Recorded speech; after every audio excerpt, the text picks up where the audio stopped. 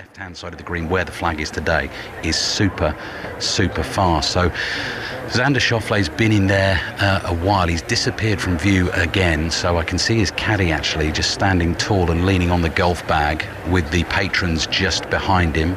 Eric Cole, playing partner, not in contention. I don't think I've seen anybody go there, but that wide left. Not as wide as that. I mean, quite often the layup here, Mark, is down the left-hand side just to give you more upslope to hit into when the pin is on the left-hand side of the green. But when you go as far left as this, it actually makes the approach far trickier. So we are looking across the heads of 100 or so, hundreds of spectators in the 15th grandstand. Schauffele has now played that shot. I can see one ball at the front of the green, but that's Eric Cole's.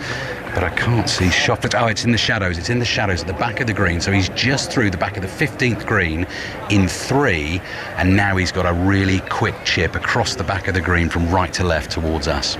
Let's just tidy up what the Australian Cam Smith did around A main corner, former Open champion, of course. He's on the 13th now, so he's through A main corner. Kat? No problems for Cam Smith. Pars at both the par 4 11th and the par 3 12th, so he gets through Amen corner unscathed. Just watching Tommy Fleetwood, who had a 25-footer or so up the hill for a birdie that would move him into the red figures. He was fallen off the leaderboard. He was up there for a while, wasn't he, over the first couple of days, but at level par, Tommy Fleetwood walking towards me up the hill towards the 12th tee box with his right hand nonchalantly tucked into the pocket of his dark trousers, blue t-shirt, white cap, and a lovely warm reception for the Englishman with that long brown hair peeking out from underneath the white cap. Let's find out if there's a bit more Tiger magic on 16. One of Tiger Woods' most famous ever Augusta birdies came on this green, 2005. The chip in went up the slope and trickled back down into the hole. This putt has to go left of the hole, now turns to the right. It's very quick. Tiger's given that a right old biff, and it's gone a wee way by, and he's nearly, as they say, de-greened it. He's just kept it on the putting surface, but he's probably got 15 feet or so left for his par. Ian Carter, have you got eyes on any of the leading players? I have indeed. Morikawa has just putted from off the green on the 10th and left himself around about 5-6 feet to save his par. Meanwhile, on the 9th, Bryson DeChambeau is putting from off the green. He missed the green to the right. Playing partner Max Homa hit a wonderful approach into this par 4 9th, and he's going to have a birdie attempt from around about the 10 feet mark. This is a putt all day long, even though it's substantially off the green, isn't it, Andrew? Yeah, as tight as this grass is around the greens, you'll see these players putt most of these shots. It's just too delicate, too tight to get that wedge blade just under it to clip it. So not much green to work with here. Bryson DeChambeau got to get it on the green and let it just settle down and break left, and it's played too much break. He's going to have some work left to make his par on the 9th, about 5 or 6 feet left. Yeah, that's not an easy cut from there, but nonetheless he touches the peak of his cap just to acknowledge the applause. The crowd's recognising that was a delicate shot. Now Cam Davis in a spot of bother on the 10th because he went long and left, and he's not given the chip enough. It gets to the top of the hill but not quite far enough, and now comes miserably rolling back down the slope into the second cut, so the rougher area. And so Cam Davis I should say, in a spot of bother there, having played 3 shots on that par 4 10th. Here's Ludwig Auber's second shot to the 11th. Kat, I don't know if you can see. I can. That has landed on the putting surface. Yeah, really good, right in the heart of the green from Ludwig Aubert, and he must have cut the corner slightly across that silky black water to the left-hand side, because he's found the back left-hand portion, the green cut, the flag, I should say, cut in the front right-hand portion of the green, back right-hand portion, and he's in the shadow of the pine tree, so he's got a birdie putt of about 35 feet or so for Ludwig Aubert for a birdie that would move him within a shot of the lead, and Mathieu Pavon's ball just flying out of the blue sky and splashing down into that little kidney-shaped pond to the front left of the 11th, Ian. 9th green, Max Homa for a share of the lead, putting down the slope, borrowing from left to right and turning just too far, swinging across the front of the hole, and so that chance goes a begging. But DeChambeau is going to be putting from a similar spot with a similar break. He'll have learnt a little from it, but it illustrates just how tricky it is, that putt across the back of the 9th. So it's a par 4 homer, and he goes to the turn in a level par 36, 9 straight pars, and he remains exactly where he started at 6 under par, and that is 1 shot off the lead held by Scotty Scheffler, as we now consider Colin Morikawa on the 10th to save his par from 5 feet. Over it now, really vivid shadow cast by this afternoon sun, and really composed stuff from the 2 times major champion, and he knocks that in for his par to remain at 6 under and just 1 shot off the lead. Fantastic leaderboard here for the 88th Masters. Now, can Bryson DeChambeau remain within a shot of the lead? This is a real tester, Andrew. Yeah, this is what you don't want. You don't want to have to make this many, because you're going to miss some here at Augusta National. Stressful. This is a hard left to right putt. This green is just a serious slope. There's no flat putts on number 9. It sits up high, close to the clubhouse. This one is about a 3-cup left to right break. Let's see if he can stay steady. I know I didn't like these putts, left to right. Right-handers like right to left putts. The hook putts, this was a cut putt. Oh, he did not turn. It didn't turn. He set it out to the left of the hole, and it remained pretty much dead straight. So it's a bogey 5 for DeChambeau, and the LIV golfer slips back to 5 under par, 2 shots off the lead, and that means that he falls from a share of 2nd place to a share of 5th place with Ludwig Aubert. We have 2 European Ryder Cup players in front of us here on 15. Matt Fitzpatrick was going well yesterday, in fact, until he got to this hole, and then he went in the water here, and that just seemed to affect him for the rest of his round. He comes down here level par alongside Sepp Straka. He and caddy Billy Foster seem to have made it up a little, because they are walking down the right-hand side of the 15th here, so they're going to walk past the water on the right of it, not using the Saracen Bridge, which is just below the grandstand that we're standing in. Sounding like Scotty Scheffler's in a spot of bother, Ian. So, news of the leader, and that is Scotty Scheffler, who hit a monstrous drive down the 10th, but has completely overcooked his approach, and it has careered through the back of the green down into the pine straw. So a very difficult up and down coming for Scotty Scheffler, the leader currently at 7 under par.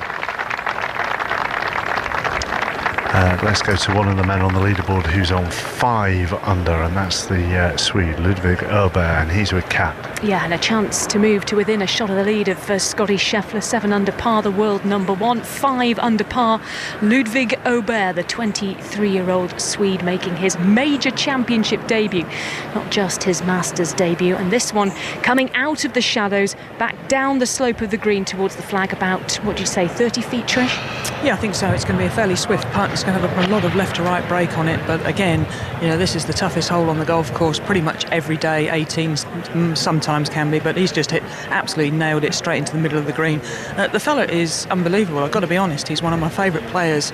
I didn't actually last year know pretty much anything about him, and all of a sudden he goes to Switzerland, wins and plays Ryder Cup, and he's without doubt the next superstar in the making.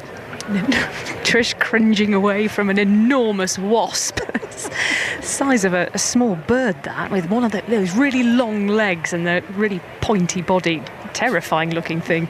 Just about got the end of her sentence out before she had to dive, take evasive action before she was dive bombed by that enormous insect. So Ludwig Aubert with a sky blue t-shirt that matches the heavens above him here on Amen Corner, crouching down in the dappled shade cast by those 3 pine trees that separate the 11th green from the stretch of grass that takes you down towards the 12th green. And just running through his pre-putt routine here, wiping the blade of his putter on the palm of his hand, now settling behind the ball. 25 feet or so then for birdie here for the Swede. That would take him up to within a shot of the lead. Looking good as it tracks down towards the hole. He's already wiping his hand, the back of his hand across his mouth. didn't quite get that one right, Trish, and it's run on by about 3 feet or so. Yeah, he overborrowed that, hit it too hard through the break, and I think he's probably got more like 4.5, 5 feet coming back up the hill there. But I mean, aggressive, but never really got the pace or the line correct.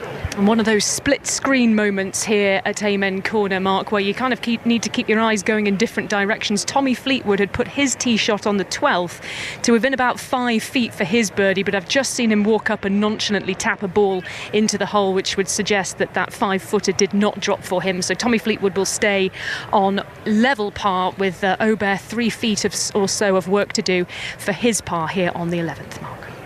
Matt Fitzpatrick will have work here to do for his par. He's gone past the flag. He's got an uphill putt coming that's maybe 7, 8, 10 feet.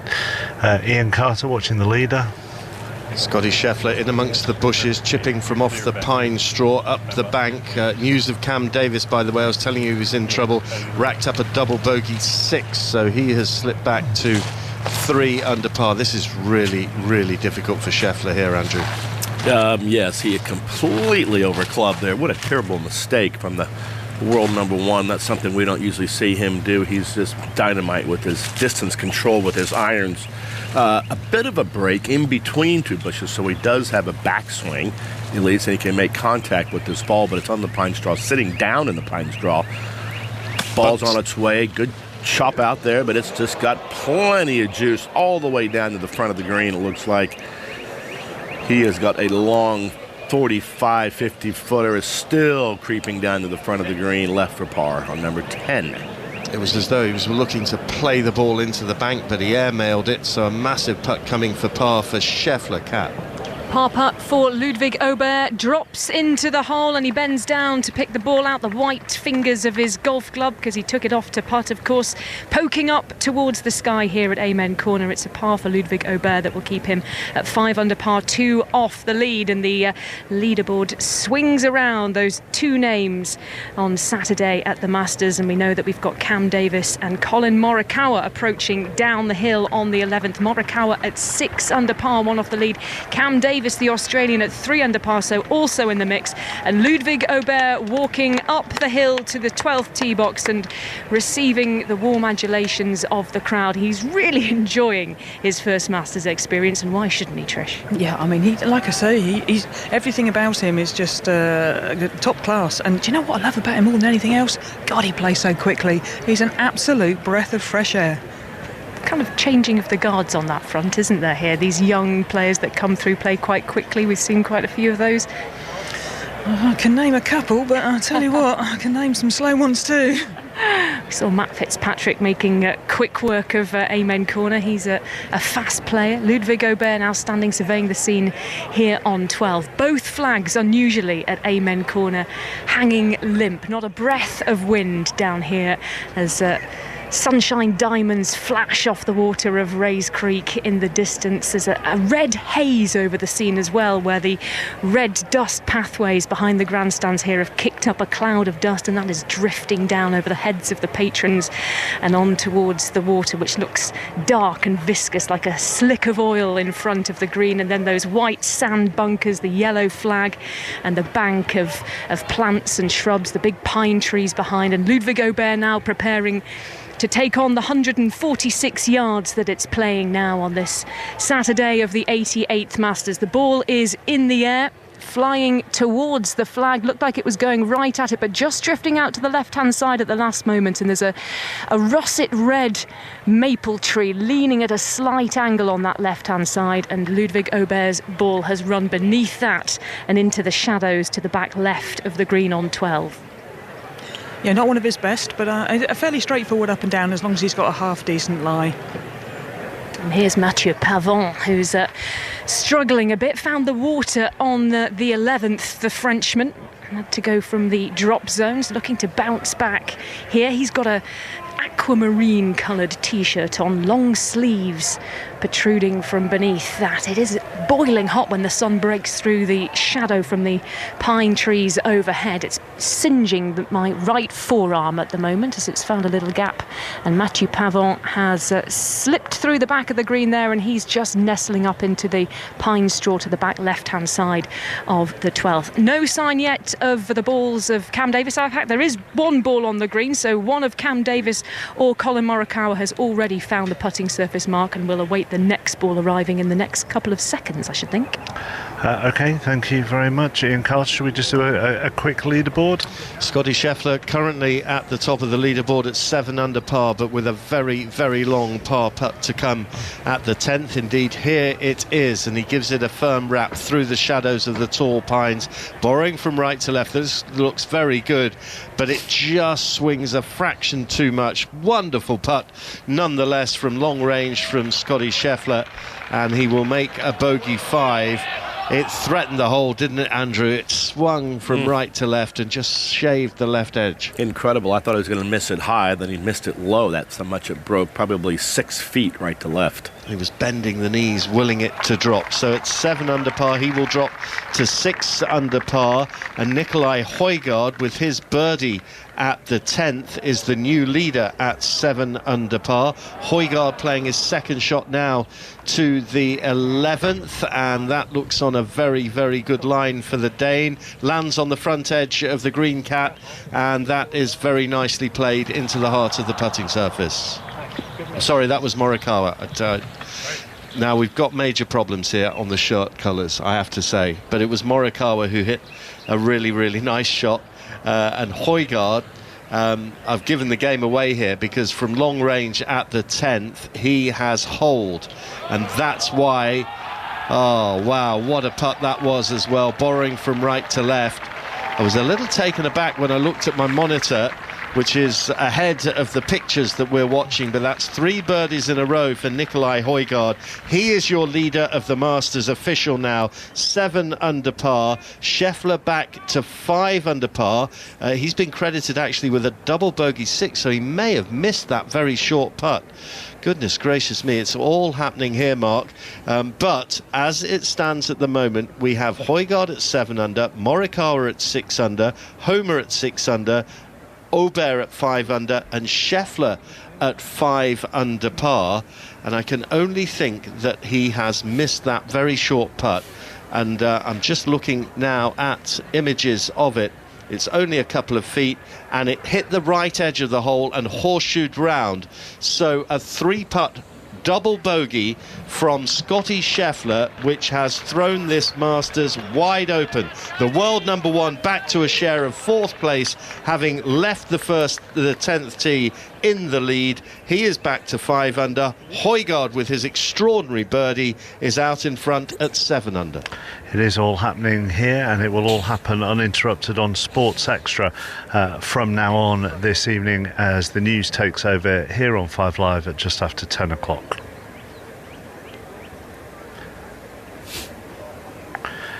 So we're here uninterrupted on Sports Extra, continuing our coverage of the 3rd round of the 88th Masters, and Trish Johnson. That's how quickly these things can switch round. Yeah, incredible, isn't it? You would not expect that from Scheffler. He missed a little tiddler yesterday, as well as he putted, and as good as his short game was yesterday, but he just is a little bit susceptible to the 2-3 footers, isn't he? And that will have put a massive shock through. And I know there was a big gasp here at the back of the 11th, and the patrons then looking at the scoreboard when it turned from a 7 to a 5. Massive gasp. So mind you, I look at that scoreboard and I just think it's fabulous, isn't it? It really is. John Murray watching Tiger Woods and Tyrrell Hatton. Tiger Woods now, Mark, is 10 over par for his round today. He's just picked up another bogey here at the 17th. He missed from 6 feet, so he is now 11 over for the tournament. Tyrrell Hatton very nearly hauled a very good birdie putt. It just missed on the right-hand side. So Tyrrell Hatton remains 1 over. Let me also mention Brooks Koepka, who's just come through here before Woods and Hatton. Brooks Koepka is 5 over for the tournament. So the much fancy Brooks Koepka. It looks as though it won't be his year for the green jacket. And also, Mark, his playing partner Taylor Moore, a magnificent piece of club throwing after his approach shot went over the back of the green. He hurled his iron back down the fairway and it went spiralling end over end, the shaft glinting in the sunshine. I'm sure that'll strike a chord with some people. God, I know how he feels. Let's go to Kat. Colin Morikawa. It's a kind of salmon pink shirt and navy trousers, standing on the green on the 11th with about 35 feet for his birdie, just coming up a little bit short and borrowing round to the left-hand side. So Morikawa won't pick up another shot and pull level with Nicolai Højgaard here on 11. Meanwhile, up ahead at the 12th, Ludvig Åberg talked you through his tee shot a little bit earlier. He found the shadows down the left-hand side long of the par 3, and he decided to take the putter out of that little lee, that little hollow to the left-hand side, and completely misjudged it, Trish. He's got a good, 15 feet or so to go back to save his par. He could drop a shot here. Yeah, he could. The only saving grace he's got is he's going pretty much straight back up the hill. He might have a little bit of right to left on it, but he can be fairly aggressive with it. That was a real misjudgment. I'm surprised in the way that he putted it. He had a lot of ground to go over. Would have maybe have been a more sensible chip shot. But anyway, he's got, all of 10, 12 feet here, Kat, and it's a fairly straightforward putt, but he needs to hold it. Yeah, he's well over 6 foot, Ludvig Åberg, casting a long shadow here, sending the ball on its way towards the hole, and it's gone in. Would you believe it? Fantastic. I mean, he hold a good putt on 11 and he's just holding twice the length on 12. Putting is fantastic. Meanwhile, Cam Davis, just horseshoes out for the Australian for a birdie that would have taken him to 4 under par and to within 3 of the lead, but just a couple of inches, a light tap with the back of the putter, and in it goes for the Australian in his lilac shirt. He lopes off the green on the 11th and up towards the 12th tee. Could really have been something that ignited his round for the Australian there, but failed to drop for him. And now Morikawa with about 2.5 feet or so to save his par for the 2-time major champion. Will it go in? Caddy just leaning casually on the long yellow flagstick. He wasn't even looking as Colin Morikawa tidies up there for his par. He stays at 6 under, 1 off the lead of Nicolai Højgaard after that double bogey on the 10th for the world number 1 Scotty Scheffler, which, as Trish mentioned, Mark, elicited an audible gasp from the thousands of people crammed into the stands here on Amen Corner. And we're waiting for Max Homa and Bryson DeChambeau on the 10th as well, which caused Scotty Scheffler so many problems. Also caused Cam Davis problems as well. He dropped 2 shots on that hole. Did the Australians go from 5 under to 3 under? Ali, what have you spotted? Well, just going to make mention of Matt Fitzpatrick, who we've had in front of us for the last 15 minutes or so. He was quite a long way back on the par 5 15th. We're not quite sure what happened with his drive in his second shot, but he came in with his third from quite a long way back, just went through the back of the 15th green and had that very slippery one right to left, right across the left-hand side of the green, left himself about maybe 8 or 9 feet and hold that for the par. He's just parred the par 3 16th as well, so Matt Fitzpatrick stays level par for this tournament, and he's got 2 holes to play. I think I heard Kat mention tee shots on 12, which I'm assuming is Morikawa, is it? It is. Sorry, Mark, I thought I was talking to our production desk out of audible range, but didn't mean to mutter in your ear there, but yes, Colin Morikawa standing with his hand on the top of his golf bag as various caddies do their routine here on the 12th, trying to work out the wind, and some interesting arm gestures going on here, Trish. They think it's coming in from left to right.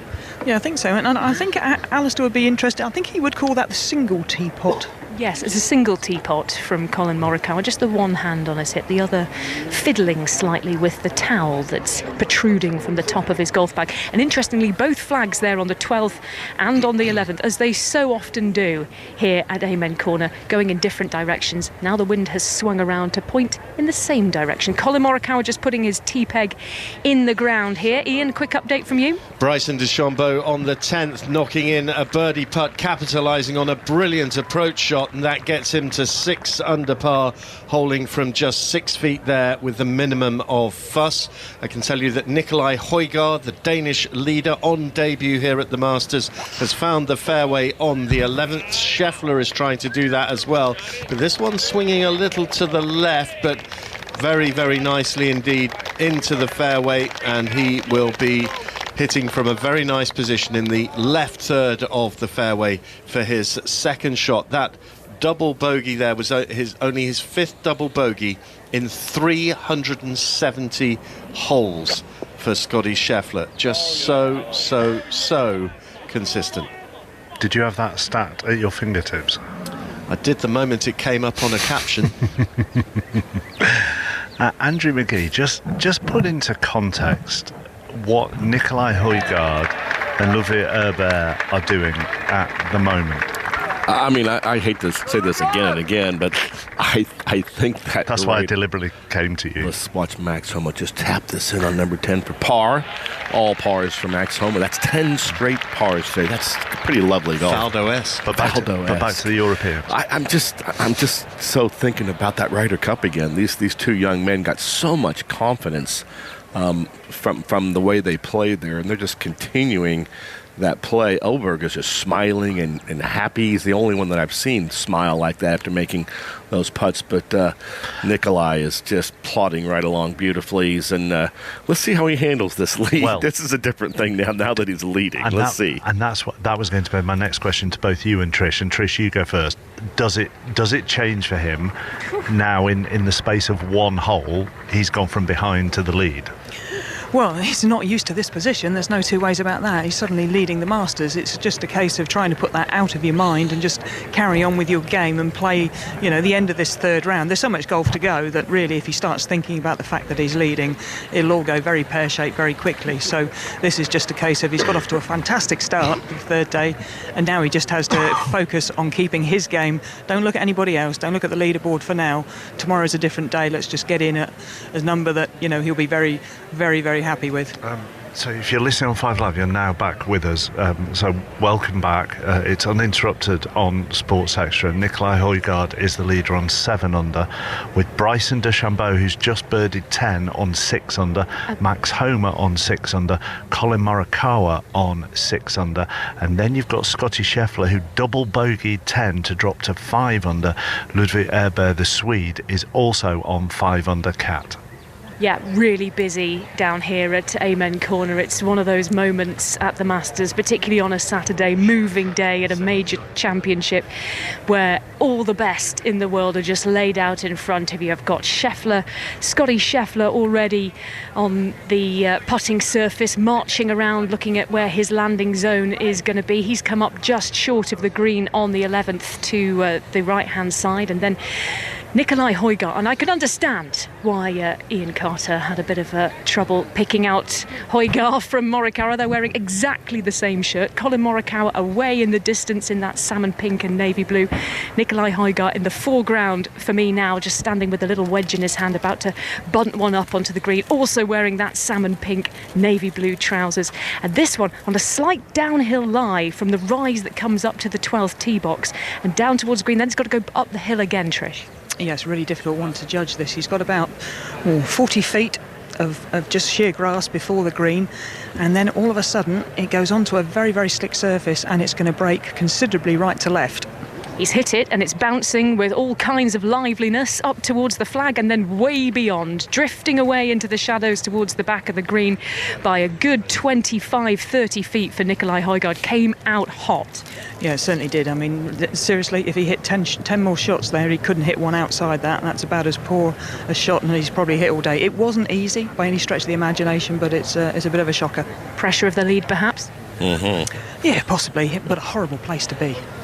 Scotty Scheffler then, he's got his, I think from here, he's got his, what do you got, little wedge to chip up onto the front of the green at 11 and run the ball up towards the flag. That comes up pin high to the left-hand side, about 10 feet or so from the flag. Meanwhile, away in the distance, Colin Morikawa, that identikit outfit to Nicolai Højgaard, is putting from the back of the 12th, and this looks good, coming down the slope from that little hollow through the back of the green beyond the pin and come to a rest about a foot and a half or so from the pin. So Colin Morikawa should make his par easily from there. He'll stay at 6 under par. He, of course, is a shot behind Nicolai Højgaard, who's at 7 over par, but he could well drop a shot here, Trish, because this is a really tricky putt coming across the green from the shadow follows into the sunshine on 11.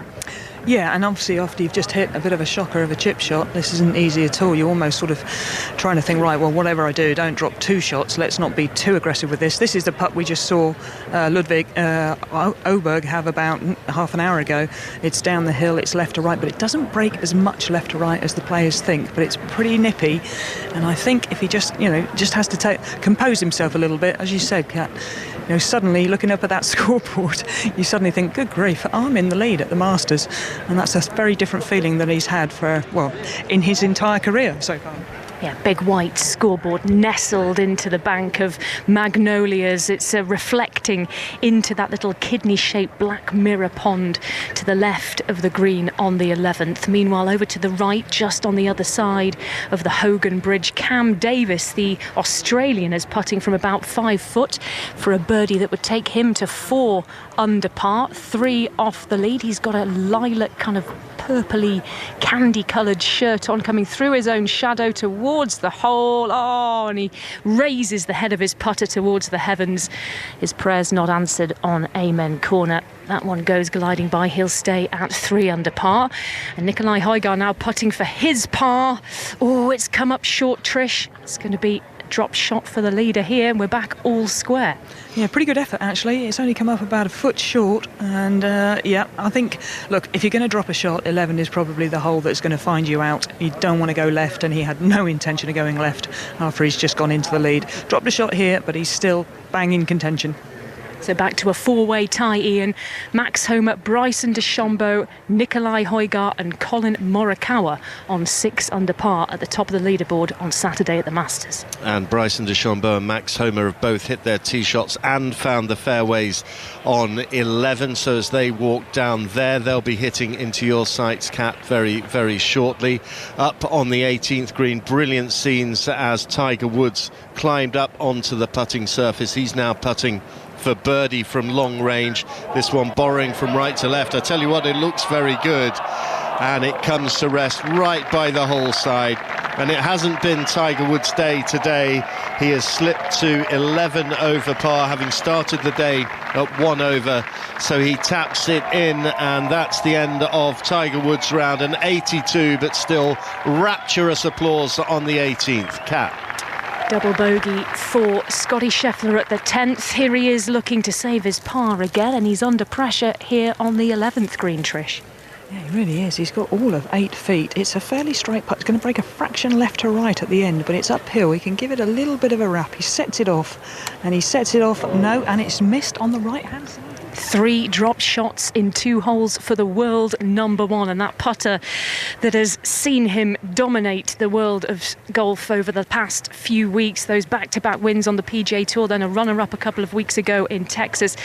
That was the putter that everybody said is the danger club for him now. If he can putt even averagely, he will destroy every field in which he participates, but it looks like it's gone stone cold for him over the past couple of holes, and that's a real worry for the world number 1. Now Nicolai Højgaard just touching in the couple of inches that he needed, so it's a bogey for both here. Scheffler and Højgaard slipping slightly on the leaderboard. Højgaard into a 4-way tie for the lead, and Scheffler now 2 off the lead at 4 under par. And I can't remember, was it you, Iain and Andrew, who were talking about putts from a certain distance for Scotty Scheffler, and they're not great distances either, and that's what's caused him problems? Is that 2 on the trot now? It is. Missing from short range as he did on the 10th was extraordinary, because up to that point he had been looking very, very assured from 10 feet and in, but that is his Achilles heel.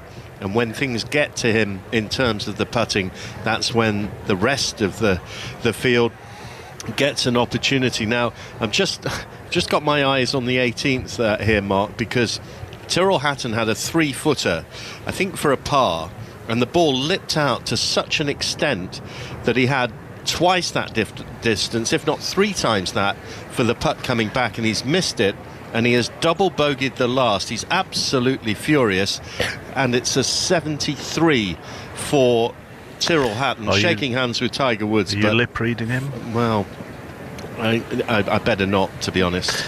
He's not happy. I just want to go back down 18 to the 18th tee actually, and what I'm assuming Xander Schauffele's already up 18, maybe waiting to play a second shot. But John Murray, you will have seen him par 17 and probably tee off on 18, and he's going to set a clubhouse lead here. He is, and he very nearly holed a spectacular long putt diagonally across the 17th as well. It only narrowly failed to drop, so that was a par 4 for him to remain at 2 under par for the tournament. So Xander Schauffele is on the 18th now on 2 under, and right now I'm just watching Matt Fitzpatrick, who had a chance from 18 feet for a birdie, but actually didn't threaten the hole. So I think as long as he holds this short one, he'll remain at level par for the tournament, and again, doesn't look in the best of sorts. If you double bogey 10 and then bogey 11, your knees might well be knocking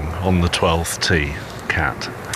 Yes, and Nikolai Højgaard he backed off it once, stepped back, got the yardage book back out of his back pocket, had a quick chat with his caddy Christian Christiansen before sending the ball on the second attempt through the back of the green and into the pine straw, just nestling down to the back left. And now Scotty Scheffler, who also of course dropped a shot on the par 4 11th, now looking to take on the most famous hole at Augusta National, across the water. Golden Bell, looking golden in the sunshine. Scotty Scheffler in the lilac trousers, the white slightly striped t-shirt, white cap, beard underneath, rocking those shoulders, that lovely metronomic balanced swing of the world number one, and the ball on its way towards the green and just appearing in my eyesight on the back edge, just clinging on. So Scotty Scheffler and Ted Scott heading off down towards the Hogan Bridge. Okay-ish tee shots there, Trish. No fireworks from this group. No, this pin position is causing all sorts of problems. It's only on the front, only 5 yards off of the front, so no one wants to be pitching it short of this flag in case they spin it back into the water. But the difficulty is on this hole, Cat, is the fact that these two flags, you look at 11 and you look at 12, and even though they are at the same level, they're going in totally different directions. That round of applause you can hear is for the ball of Max Homa, which dropped like a stone from the blue Georgian sky and to within 20 feet of the flag on the green at the 11th. Beautifully judged shot from Max Homa. Bryson DeChambeau also on the green, but he's at the far left edge with the pin cut on towards the right from where I'm standing. Ian. Xander Schauffele on the 18th, remarkable shot from the trees down the right-hand side, getting the ball to land on the green. Couldn't quite control it, but he'll be delighted with that outcome as the ball just runs through the back of the green, but in pretty decent shape given the trouble he was in off the tee. Here's Ludwig Aubert from just over 50 yards out on the 13th, third shot to this par 5, and it's wonderfully controlled by the Swede, and he puts it to 4.5 feet. Birdie chance coming for Aubert to take him to 6 under and put him in the logjam at the top of the leaderboard. This final pair, Andrew Magee, are playing. I know Bryson's had a couple of bogeys and a couple of birdies, but they are playing very, very steady golf, aren't they? Yeah, they really are. It's like we're paying so much attention to Scotty Scheffler and Colin Morikawa and Ober, and we're kind of forgetting about the last group. And if I go back to Scheffler a little bit, he very, very loose round. The only 2 birdies he did make on the front 9, it was a long chip in on the first hole from way left of the green, probably scuffed in about a 60-footer, and then on the third hole he made about a 40-footer. So he's had some chances, he's missed them all. 8 and 9 from 6 feet for birdies, and then of course the disaster on 10 and 11. So his short putting, he's just scared to death over short putts right now. But how quickly things change. Yeah. Because Thursday, opening round, he didn't drop a shot, did he? How quickly things can change. That mallet putter all of a sudden doesn't look so good to him, and who knows, maybe he'll switch back to his other putter tomorrow, but let's see what he can do to finish this day off, because we haven't seen him do this, spiraling out of control. Mark, I can tell you Ludwig Aubert has just tapped in for his birdie on the 13th. That takes the Swede to 6 under par, and he is indeed in the logjam at the top. 6 under par alongside Colin Morikawa, Nikolai Højgaard and Max Homa and Bryson DeChambeau, all at 6 under par and 2 clear of Scotty Scheffler at 4 under. Cat. Max Homer and Bryson DeChambeau have reached their balls on the 11th green. Both of them standing fairly close together as they discuss who's to go first. It's going to be Bryson DeChambeau, whose ball is at the front edge of the green, just about 5 or 6 paces or so above the dark, gloomy water of the pond. And he's on the edge of the shadows cast by those tall pine trees in his light pink-coloured top, grey trousers, just crouching down behind the ball. And he was in buoyant mood yesterday when he spoke to the press. He said he's been really excited about showing off what he can do with the golf ball now. Yeah, very much so. I think he's been in a really fine, good mood this week. He's obviously playing really well. I tell you what, his heart will have been in his mouth when he's hit that second shot into 11, though, because he's only about 2 yards from the water, and that is not the line, I can guarantee you. He has pulled that almighty from where he was actually aiming, and he just managed to creep onto the left-hand side, but he must have thought water was definitely lurking there. Well, he said that he was going to come off the course yesterday and just maybe do a little bit of work before today's third round on his lag putting, and this is where he's going to be tested here. It's about 35 feet or so from the hole, maybe even a little bit more. Those rigid, thick tree trunk brown arms of Bryson DeChambeau with the putter nestled into the crook of his left elbow. The hands far down the shaft, about halfway down the length of the putter, and then the swing of those broad shoulders, sending the ball on its way. It's got quite a bit of speed on it, trickling by about 5 feet or so for Bryson DeChambeau, who said he was looking forward to going head-to-head with Scotty Scheffler. First chance, really, for Bryson DeChambeau since signing for the Live Golf Tour to take on the world number one and test himself against the best player in the world. Yeah, it's really interesting, isn't it? Because when he looks at that scoreboard, Scotty Scheffler is not the person he's got to worry about at the moment. There's a couple of European players that, let's be fair, it's very exciting for us Europeans at the moment. Højgaard and Oberg really are just, well, they're carrying on where they left off at the Ryder Cup, to be perfectly honest, and it's great to see. Max Homer, though, he's gone along very, very steadily, not making any mistakes, and he's hit a magnificent shot into this 11th hole. Max Homer about to putt in the next few seconds, but news of Collin Morikawa, Iain. Second shot into the par 5 13th, going for the green in 2, finding the green as well, pitching the ball very close to the flag and allowing it to just run towards the back. He'll have a putt for eagle, will Collin Morikawa, from around about 30 feet.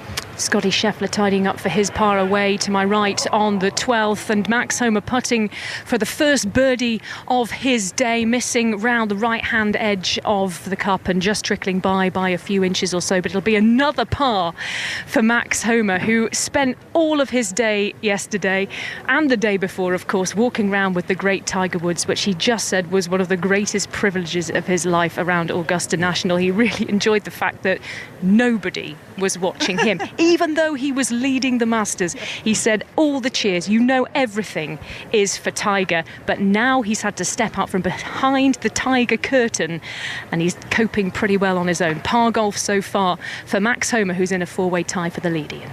Xander Schauffele putting from off the back of the 18th. Xander Schauffele putting from off the back of the 18th, and the ball just running by, and at 2 under par he's got a tester to remain at that mark. So Max Homer just propped up on the handle of his putter, the Californian, looking very relaxed in the blue t-shirt, light grey trousers, and Bryson DeChambeau putting for his par from about 5 feet or so, and he was pretty hot from this range yesterday, Trish, and if the putter's working as well as it was yesterday, this shouldn't be a problem. No, it's a tricky little one, this, though. It's very, very swift, and if you just don't quite get it right and it dies on you, this could roll 4 or 5 feet fast. So he's got to work out whether he wants to hit this aggressively and take the break out, or just tickle it and make sure you've got enough break on it. So let's see how he gets on. What kind of tickle can the bulky Bryson DeChambeau produce here? Lightest of touches. Oh, and it's slid by on the left-hand side by a good couple of feet as well. He's almost put it as far past the hole as he was in front of the hole to start with. There's going to be a drop shot here for Bryson DeChambeau, and he's going to tumble out of that 4-way tie of the lead, Iain. Xander Schauffele for his par from pretty lengthy proportions, a good 12-15 feet, but it drops for Xander Schauffele, and he does make his par at the last, and that's the clubhouse lead as it stands on this third round day at 2 under par for Xander Schauffele, round in a 2 under 70. So can Bryson DeChambeau limit the damage to just the one dropped shot here? He's got a flat peaked baseball cap on, grey, matching his grey trousers, and a light pink t-shirt. You can hear the whir of a drone overhead buzzing above the trees, and Bryson DeChambeau puts it in for birdie, snatches the ball out of the cup and just twitches his wrist in acknowledgement towards the crowd. There's a smattering of applause for DeChambeau, an increasingly popular character over the past few days, the way he's self-deprecatingly reapproached the game of golf. He's won himself a few more fans back after he once said he could muscle his way around Augusta National in 65 blows. Max Homa about to putt for par though here, Mark, and it should just be a couple of feet for him to stay at 6 under par and in a share of the lead. You're listening to coverage of the 88th Masters here in Augusta, third round Saturday. It continues uninterrupted on Sports Extra. On 5 Live there's now another extended news. And just looking at this leaderboard, the majority of them, Iain Carter at the moment, are going backwards, bar Ludwig Aubert, who's made a real run today. And actually, when you actually consider what his compatriots are doing here, what his playing partners are doing, there's only him and Colin Morikawa really that are going forward. Yes, and combine that with yesterday when he shot a 3 under par 69 in those really, really testing conditions. The only round in the 60s. He's 4 under par for his round today, with that birdie at the 13th taking him to 6 under par. Morikawa finds himself 3 under par for his round at 6 under. We've seen straight pars all the way through the first 11 holes for Max Homa to remain at 6 under, and Nicolai Højgaard 1 under for his round as he plays the 13th at 5 under. So within a shot of the lead, as is Bryson DeChambeau, who's 1 over par for his round. And the big surprise really, Scotty Scheffler, the world number 1, 2 over par for his round now, as he's dispatched a wonderful tee shot on the par 5 13th, gone absolutely miles round the corner with that one, but at 4 under par he is 2 over par for his round. I was going to say 3 over because he did birdie the first here today, so he was at 1.7 under, but now he finds himself at 4 under par. Daniel Willett coming down 15 at the moment. He is level par for the tournament. Remember, he went down 18 yesterday, 4 under, and then triple bogeyed 18. So he finished yesterday on 1 under. He's 1 over for his round today, but he's level par, and he has had a very, very good Masters. Cat. Max Homa with that lovely balanced swing of his, one of the most stylish in golf, sending the ball towards the flag on the 12th through the back. Ooh, and it's gone up the slope into the pine straw and then rolling back down again in that little swale through the back of the green on the 12th. So many players going into that hollow. And a word, Trish, for the ovation for Max Homa as he walked up on the tee. He said yesterday when he was playing with Tiger Woods, it's the coolest walk in golf. Everyone cheers, but you all know it's for Tiger. Today, that was definitely for him. Yeah, definitely was. And he's very, very cool, isn't he?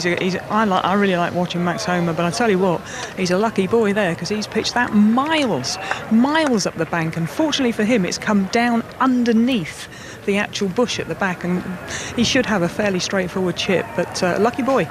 Bryson DeChambeau then following Max Homa across the water of Rays Creek, standing twitching, doing that rehearsed backswing before he unleashes the ball into the blue sky here at Amen Corner at the Augusta National. The ball on its way up against the backdrop of those pine trees and plunging down again into that little swale to the left-hand side, into the dappled shadows beneath that russet red maple tree. And all of a sudden, as one, the grandstand here rises. Trish is having to move out of the way as people want to jostle to follow the final group. I was going to say the leading group, but with that dropped shot for Bryson DeChambeau on the 11th. It's Max Homer at 6 under and a share of the lead, and Bryson on 5 under. Iain. Colin Morikawa for eagle on 13, borrowing from right to left, but over-borrowing, over-hitting, and sending that 6, 7, maybe 8 feet by. He'll have that putt coming back for a birdie that would take him into the outright lead at 7 under, but missing the opportunity to go to 8 under par there, Colin Morikawa, after that fantastic second shot into the 18th. Now, I don't know, I think I've got time here I just need to give you some rugby news, because that has come in, and that is to say that Northampton have just beaten the Bulls tonight by 59 points to 22. They're into the semi-finals of the Champions Cup, and they join Harlequins, who won 42-41. What a match that was in Bordeaux earlier. Leinster easily beat La Rochelle. Exeter in Toulouse tomorrow, and Northampton will play Leinster in the semi-finals. So you're up to date with the rugby as well. Here's the leaderboard, changing all the time. Colin Morikawa has the opportunity to go in front with a birdie chance on 13 in the next few moments, but as it stands at the moment, he's locked with Ludwig Aubert, who's gone through the back of the green on the 14th, the par 4 there. Max Homer, who's on the 12th, he's at 6 under par as well. Nicolai Højgaard at 5 under par, Bryson DeChambeau at 5 under par, and Scotty Scheffler at 4 under. Cat. Max Homer in the shadows of those towering pine trees, the shrubbery and the pine straw behind him. Russet and green backdrop, the yellow flag now fluttering in a stronger breeze that's obviously felt on that side of the water, because here we are in the lee of the wind, tucked into the forest on this side, away from the 12th green, which lies 146 yards away from Trish Johnson and I, as we look at Max Homer going through his aim point routine, his legs straddling the line, and he's going to take a little bit of time over this one, Iain, so time to get back to you. And Colin Morikawa on the par 5 13th, 7.5 feet, looking for the birdie and the outright lead. Gives it a good wrap, but he's missed it. He thought it was going to turn a little more from the left, and that misread means that he has to settle for a 3-putt par on the 13th, and he remains at 6 under. Cat. So Max Homer now down on his haunches in that russet orangey pine straw through the back of the 12th. He's ready to hit this now. He's given this plenty of thought. Really tricky shot. We've seen plenty of them take this on, and so many have run past the flag here, Trish, down that slope on the 12th green. Yeah, he's just got it started, and I think he has misjudged that. Yeah, he has. Wow. It's a very similar shot to Cameron Smith.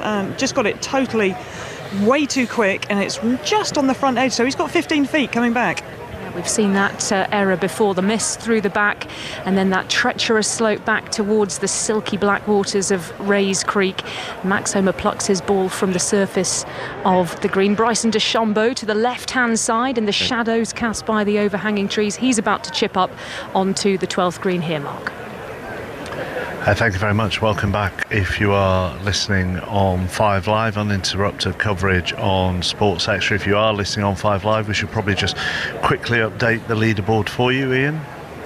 Yes, and it's changing all the time. I know Ludwig Aubert under big pressure on the 14th to remain at 6 under par. Colin Morikawa's just missed the chance to go to 7 under with his first 3-putt of the week, and that means that he is at 6 under par through 13 holes. Max Homer is struggling to make his par on the 12th, but as it stands at the moment, he is at 6 under. Nicolai Højgaard at 5 under.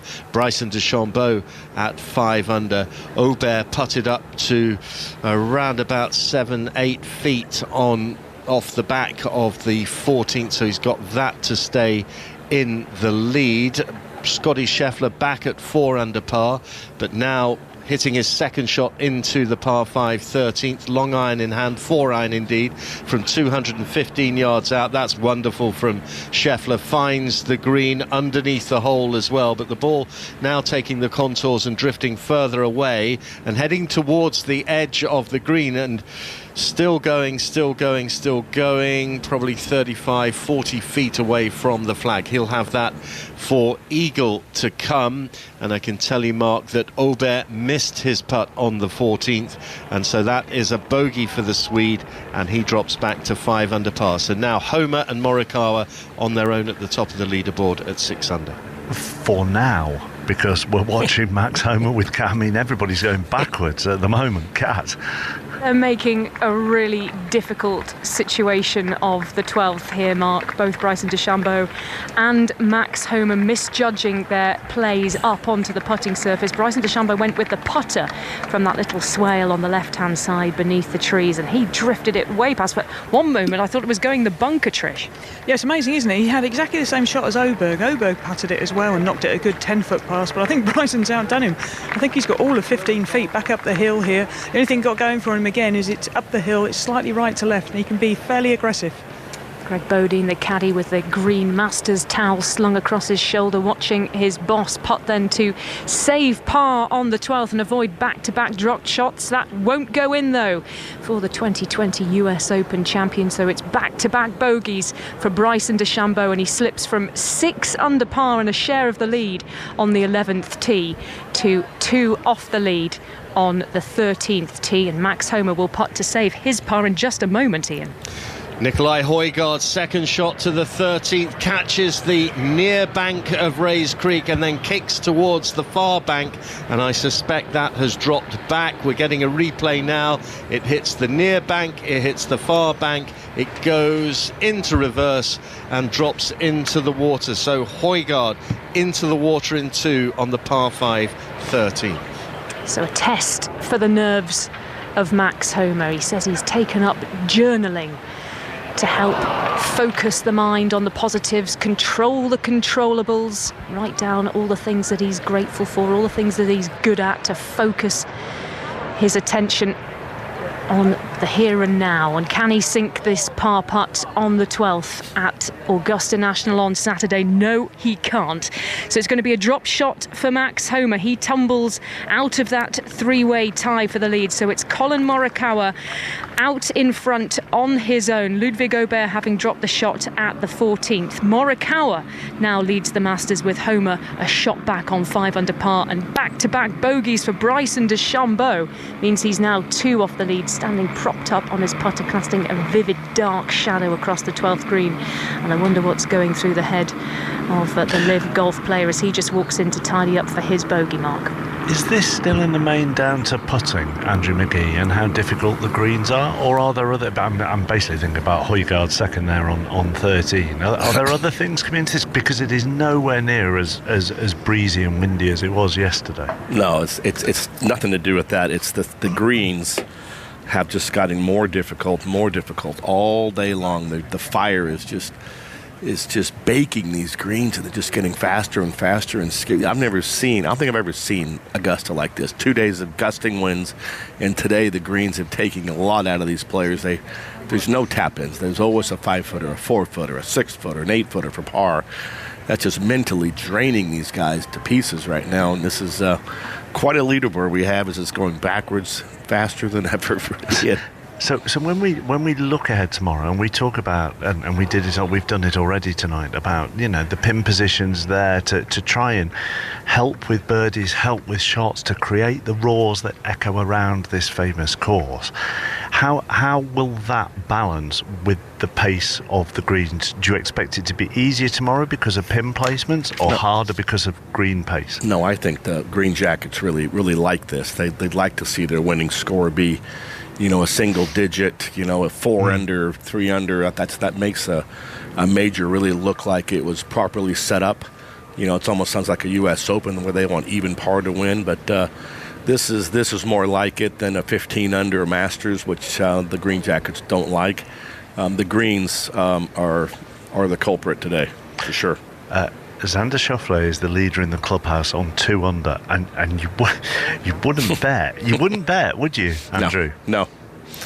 No, you wouldn't bet. And therefore, as we sit here on 15, Ali, and we look at Tommy Fleetwood on level par, who is now only 6 shots off the lead, and depending on how he plays his final 4 holes, and depending how the rest of them come in, he could be really in the mix. Yeah, as could anyone on that mark. So he's playing alongside Cam Young, who is at 1 under par. He's had a go at the par 5 15th here in 2 shots. He's gone over the back of the green. Just what you were saying about, though, the difficulties of the putting. I'll come back to it in a second, because Tommy Fleetwood's 3rd shot is on its way to the 15th, and Iain is watching Colin Morikawa. Fleetwood safely on the 15th green. Birdie chance coming on the 15th. This is looking good, really good from Tommy Fleetwood. It's going to keep rolling towards the hole. That is the best approach shot we have seen at the 15th today. He's knocked it to within a couple of feet, and Tommy Fleetwood will have that to get to 1 under par. A magical approach from Tommy Fleetwood, Iain. Colin Morikawa with his approach to the 14th, the green proving too hard to hold, and it runs through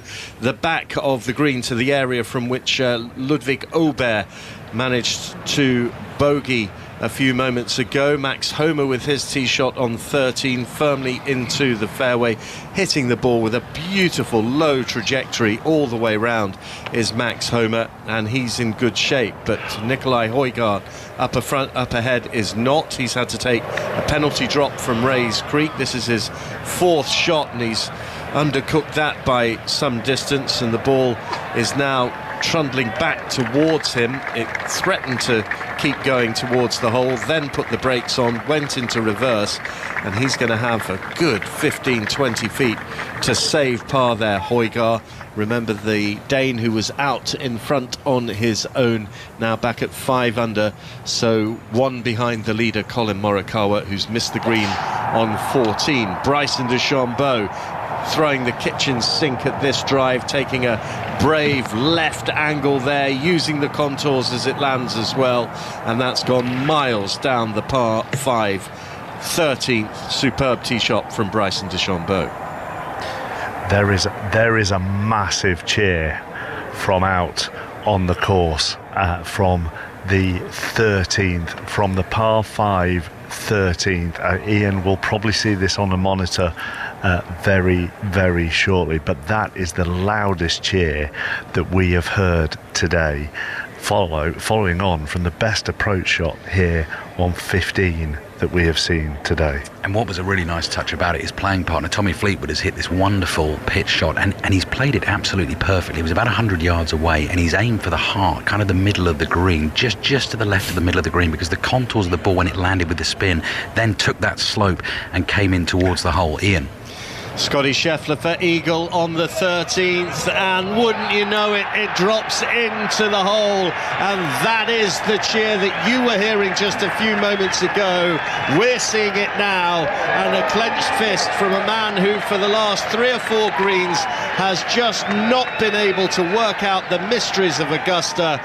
Well, he solved the puzzle there. Beautiful dead weight putt. The ball drops in for an eagle, and that's as demonstrative as Scotty Scheffler ever gets, and he leaps to 6 under par and into a share of the lead with Colin Morikawa. And they've just cheered in the galleries here because unusually, and we say this every year, everybody relies on the big white leaderboards here at Augusta, that you're not allowed any technology out on the course, and unusually they put Scheffler's eagle up, they put the big red 6 next to his name, whilst Fleetwood and Cam Young were still on the green. Now neither of them were putting, but the galleries cheered it, and they cheered more and they had more reaction to that than any other score that's gone up. And Tommy just turned round, looked at what they were cheering at, and then turned round with a wry smile. He's in Everton blue today, is Tommy, with that shirt. He's got this small putt, very small putt for a birdie, which will take him into the red numbers. It will take him under par. Iain. Nicolai Højgaard putting to save his par and coming up short. We're seeing again now the Scheffler putt, so you'll hear roars in the background potentially, but there were no roars for Højgaard, who, having gone into the creek, will now drop another shot and slip back to 4 under par, a share of 5th place with Bryson DeChambeau as it stands. Max Homa in 3rd place at 5 under, alongside Ludwig Aubert, who has split the fairway off the tee on the 15th. Morikawa and Scheffler now the joint leaders at 6 under par. 3 bogeys in a row for Højgaard. Andrew Magee, that's the second time with these two that there's been a 3-shot swing.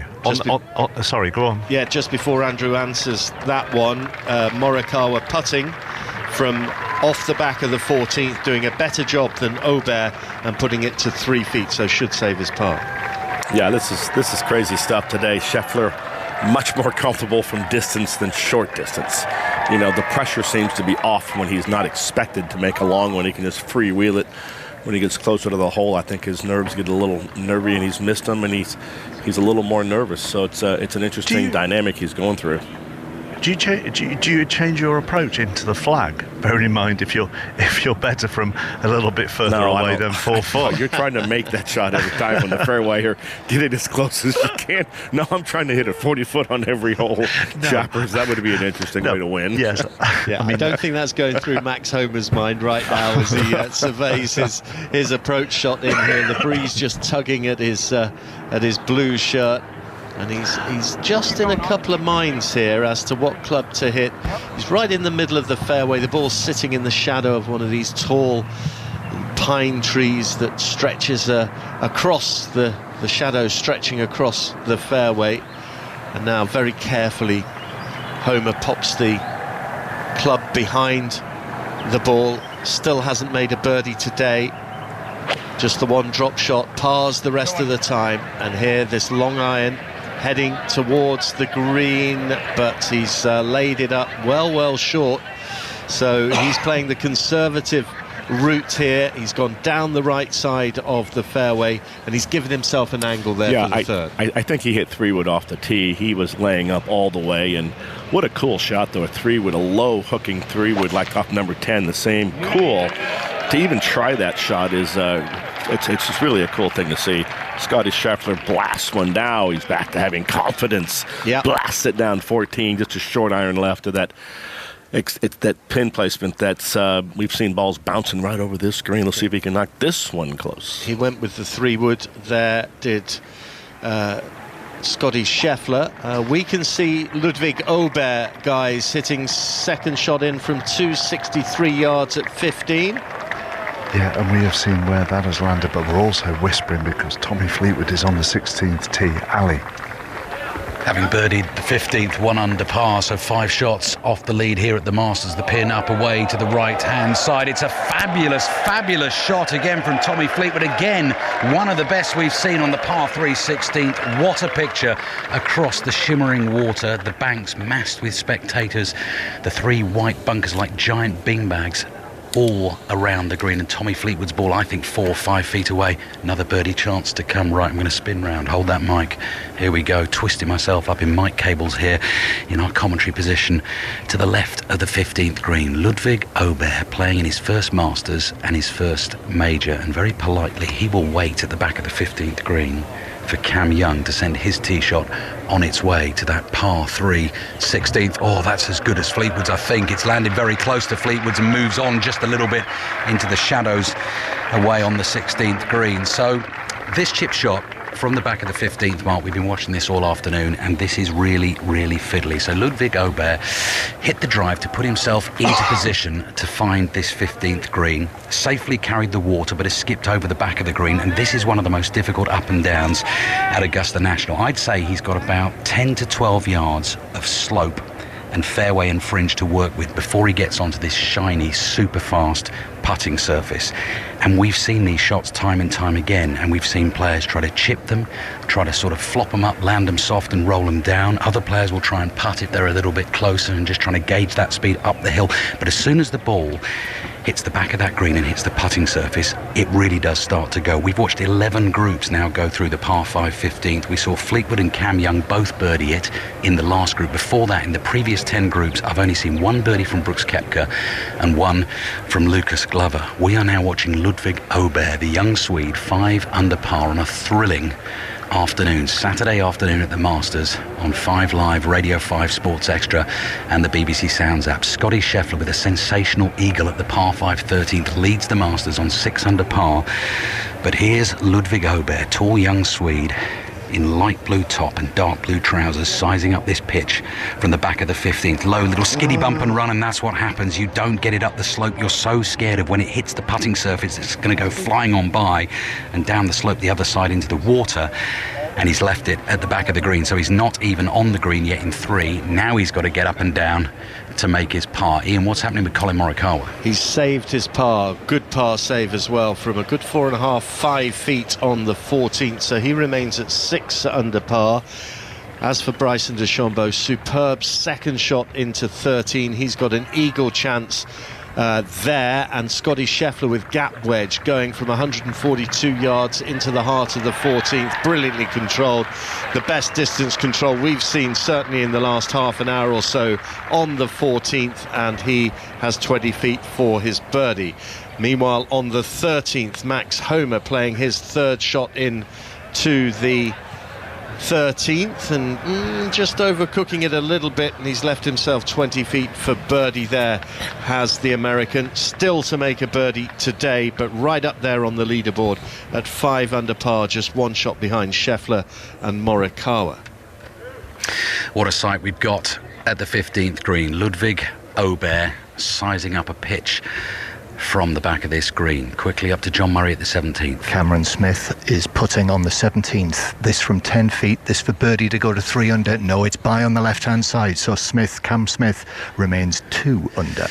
As does Cam Young, who's sizing up a putt away in the distance across the water on the par 3 16th. Tommy Fleetwood in close with a birdie chance there, which could get him to 2 under par. It is hotting up beautifully on a gorgeous afternoon at Augusta, but Ludwig Aubert here right in the mix in his very first major, his very first Masters, already a Ryder Cup player, a winner on the DP World Tour, a winner on the PGA Tour, and now trying to become the first Masters winner on debut since Fuzzy Zeller did it back in 1979. Just 1 shot off the lead, held by Scotty Scheffler. The short game skills are tested here. Got to be so delicate with this putt. Onto the green it goes, and now it rolls, and I think he's judged it beautifully. He has. It just keeps trickling by, though, and I'd say that's about 3 feet from the left-hand edge of the green to try and make it in there for a par and keep himself at 5 under par. Cam Young missed his birdie putt on 16, and now it's Tommy's turn. Right, Tommy Fleetwood away in the distance. I'm going to try and do it with the naked eye and go off the reaction of the patrons up there, but the new Masters binoculars, I can tell you, they are working quite beautifully this afternoon. Well, they're in the case at the moment. In the case at the moment, but they have been used and well worth the investment. Ludwig Aubert still with a 3-foot. But they're in the case at the moment. They're in the case at the moment, but you're welcome to use them at any time you like, Mark. Tommy Fleetwood, as you said, in his Everton blue. Long shadows of the pines stretching across the 16th green, taking every care over a short putt. Will it go for Fleetwood? Yes, it does. Back-to-back birdies on the 15th and 16th. What a time to make a move in this very tight Masters. So Tommy Fleetwood, in the space of 2 holes, leaps from level par to 2 under par. Mathieu Pavon has putted for his birdie on the 15th green here. So let's just see if Ludwig Aubert can knock this in, and this is exactly what we've been saying all afternoon. Andrew Magee said it right at the start of the day. The strain, the stresses it puts on your putting on all of these greens. Not an easy par. This one, he's missed it. It's going to be a drop shot for Aubert at the 15th. He goes back to 4 under par. That's a bogey 6, Iain. Delicate eagle putt here for Bryson DeChambeau on 13. This goes in, he's into a share of the lead. He's got to have a big swing from right to left. It's downhill. Just needs to set it into motion, and he does. Wow. The most delicate of touches, almost at right angles, and then it swings away to the left, down towards the hole. But it was just impossible to get that any closer. I think it was so severely downhill, and he's looking there, puts his hand to his chin as if to say, well, what was I supposed to do there? He's left himself maybe 5-6 feet for his birdie, and he couldn't have hit it any softer. No, I mean, that from our angle, it looked like a pretty simple-looking putt. But wow, as soon as he hit that, I went, wow, that's short, and it wasn't short. Those greens, they are so crispy, Mark. This is a sensational third round. Oh, yes. Look at we've been eulogising about him, and now he's just gone bogeyed 14, bogeyed 15, and he's back to 4 under. And Tommy Fleetwood birdied 15, birdied 16, And as several people, thousands of people said at Hoylake last year, go on Tommy lad, as he goes on to 17 to head up into the view of John Murray very shortly. Scotty Scheffler on 6 under, Colin Morikawa on 6 under, he's coming down 15 now. You still have Max Homa on 5 under, Bryson DeChambeau, Nicolai Højgaard and Ludwig Aubert on 4 under as well. Homa is being watched by Iain. Similarly delicate putt, but this looks better from Homa on the 13th green, but again it just takes the slope and accelerates by. Maybe the hole would have grabbed it if it had been an inch further to the right. Instead it has raced past the hole, and now he's got work to do to save his par. Nicolai Højgaard meanwhile at the 14th chipped through the green. This is for par, putting from off the green, and the Dane makes a pretty good fist of it, the ball finishing behind the hole, but he'll have to settle for a bogey, and that will drop him back to 3 under par and 3 shots behind the joint leaders, Scotty Scheffler and Colin Morikawa. Morikawa, by the way, is firmly in the middle of the fairway on the 15th. That's 4 bogeys in a row for Højgaard after the birdie at the 10th had taken him to the top of the leaderboard, so he's firmly in reverse. Yeah, there's our answer on how he feels about being in the lead. What did we say, Andrew? That was the question. He does not like to be in the lead, I don't think any of us. Get in there. Okay, Fleetwood knocks it in. That's the one that we already talked about, Iain. Of course, everybody knows about that. Yeah, Højgaard. Here's Scheffler for the outright lead, putting on the 14th across the back of the green and just missing. Right edge of the hole. Delicate putt. They all are at the moment. The distance control on the approach shot was just brilliant, and he had a 20-footer there, and he will tap that in momentarily. There it goes, and so he remains at 6 under par. The world number 1, the favourite, has steadied the ship after that double bogey at the 10th, the bogey at 11, the eagle at 13, and it's a par at 14. Now what can Homa do on the 13th here? He's got 8 feet to save his par after very nearly holing for a birdie, and he does. Very composed from the American Ryder Cup player, and that keeps him at 5 under. A little modest nod of the head. He doesn't really leave himself that open to emotion, and he remains within a shot of the lead. You're listening to our coverage of the Masters in Augusta, 3rd round, Saturday, uninterrupted on Sports Extra. Now time for an extended news on 5 Live. Ludwig Aubert has teed off on the par 3 16th, having gone bogey. Ali? Yeah, went pin chasing on the 16th. You could tell that's really annoyed him, but he's hit a really good laser iron shot straight at the flag on the par 3 16th. It's just skipped a bit beyond. I'd say he's got 12-15 feet from the right-hand side of that green. Iain, what are you seeing? Bryson DeChambeau missing with his birdie chance, just borrowed too much on the high side, and the ball stayed up there, so he's 3-putted there and remains at 4 under par. Frustrated. Bogeys at 11 and 12, now just a par at 13, and so he remains 2 shots behind Scheffler and Morikawa at the top of the leaderboard. Colin Morikawa walking down the 15th alongside Cameron Davis. Now Cam Davis's ball has gone into the water. He tried to go over the lake and onto the green, and he hit the bank, and then it just rolled back into the water. Colin Morikawa coming this way as well, though at the moment, where's his ball? Yeah, he's laid up. And do you know what, Mark? He was in pretty good position at the top of the hill, and then he watched Cam Davis do what he did. We saw Ludwig Aubert actually quite comfortably get to that green, go over the back of the green. But even if you go over the back of the green, we then saw Ludwig Aubert take 4 more shots to try and get up and down. Any which way you approach this hole, this next shot for Morikawa, this is your classic 3rd shot if you lay up on the par 5 15th. So he's in the tall, long, stretching shadows of this big pine tree that's just in front of the grandstand on the 15th.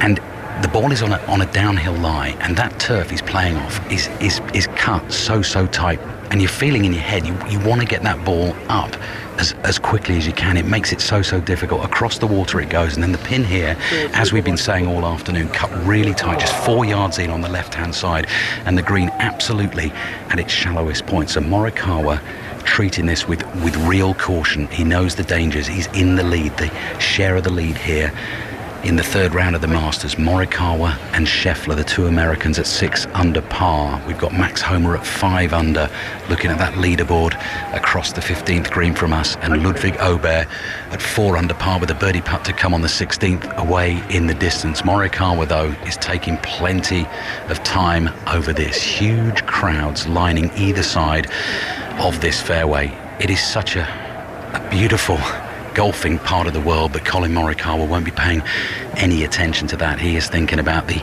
inherent dangers in this shot. Tommy Fleetwood played this shot absolutely perfectly into the middle of the green, let the ball spin, take those contours and try and bring it in towards the flag, but they're hitting at tiny areas. You only need to be a couple of yards out here and you're in a real spot of bother. Ludwig Aubert continues to line his putt up away to our left on the 16th green, as Morikawa finally looks like he's ready to go. The dark blue trousers, it's a sort of orangey short sleeve polo shirt he's got. Needs more consultation with his caddy, who's in the very familiar white boiler suit. Must be boiling hot in that this afternoon. The Augusta green cap, the white trainers. Final consultation is done, and Morikawa now going through the pre-shot routine. 2 practice swings, sunshine glinting off the shaft of his wedge. 3 practice swings, 4 practice swings. It's got to be absolutely perfect. Leading the Masters on Saturday afternoon and taking his time again. He bends down. He's not sure about the breeze here. Let's have a look at the flag. Yes, the yellow flag just gently fluttering in the breeze. So he bends down, picks up a few blades of grass, throws them up in the air. 1 more practice swing. And finally, Colin Morikawa looks like he's ready to go. Over the ball, Morikawa. Aubert, I think, has hit the first putt up on the 16th. It's not dropped for birdie. Morikawa attacks the ball. Now he's taken the Fleetwood line here to the right of the flag. Bounces once, bounces twice, holds the putting surface. It's brilliant from Morikawa. It spins into the left-hand side. It takes that slope. It rolls back down towards the hole. And all that practice and all that preparation and all that pre-shot routine has paid off there. He's knocked it to within about 4 feet, and Morikawa will have that for a birdie to get himself to 7 under par. He took his time, Mark, but it was worth it. Ludwig Aubert now, having dropped shots at the 14th and the 15th, cannot afford to drop another one at the 16th, and he's tapped that in. So par for Aubert on the 16th, still right in this, mustn't be too disheartened. This is a really jam-packed leaderboard. Colin Morikawa, though, with a great chance in a couple of minutes' time on the 15th green here to get himself into the lead on his own at 7 under par. Let's get details of Max Homer and Bryson DeChambeau on 14 with Iain.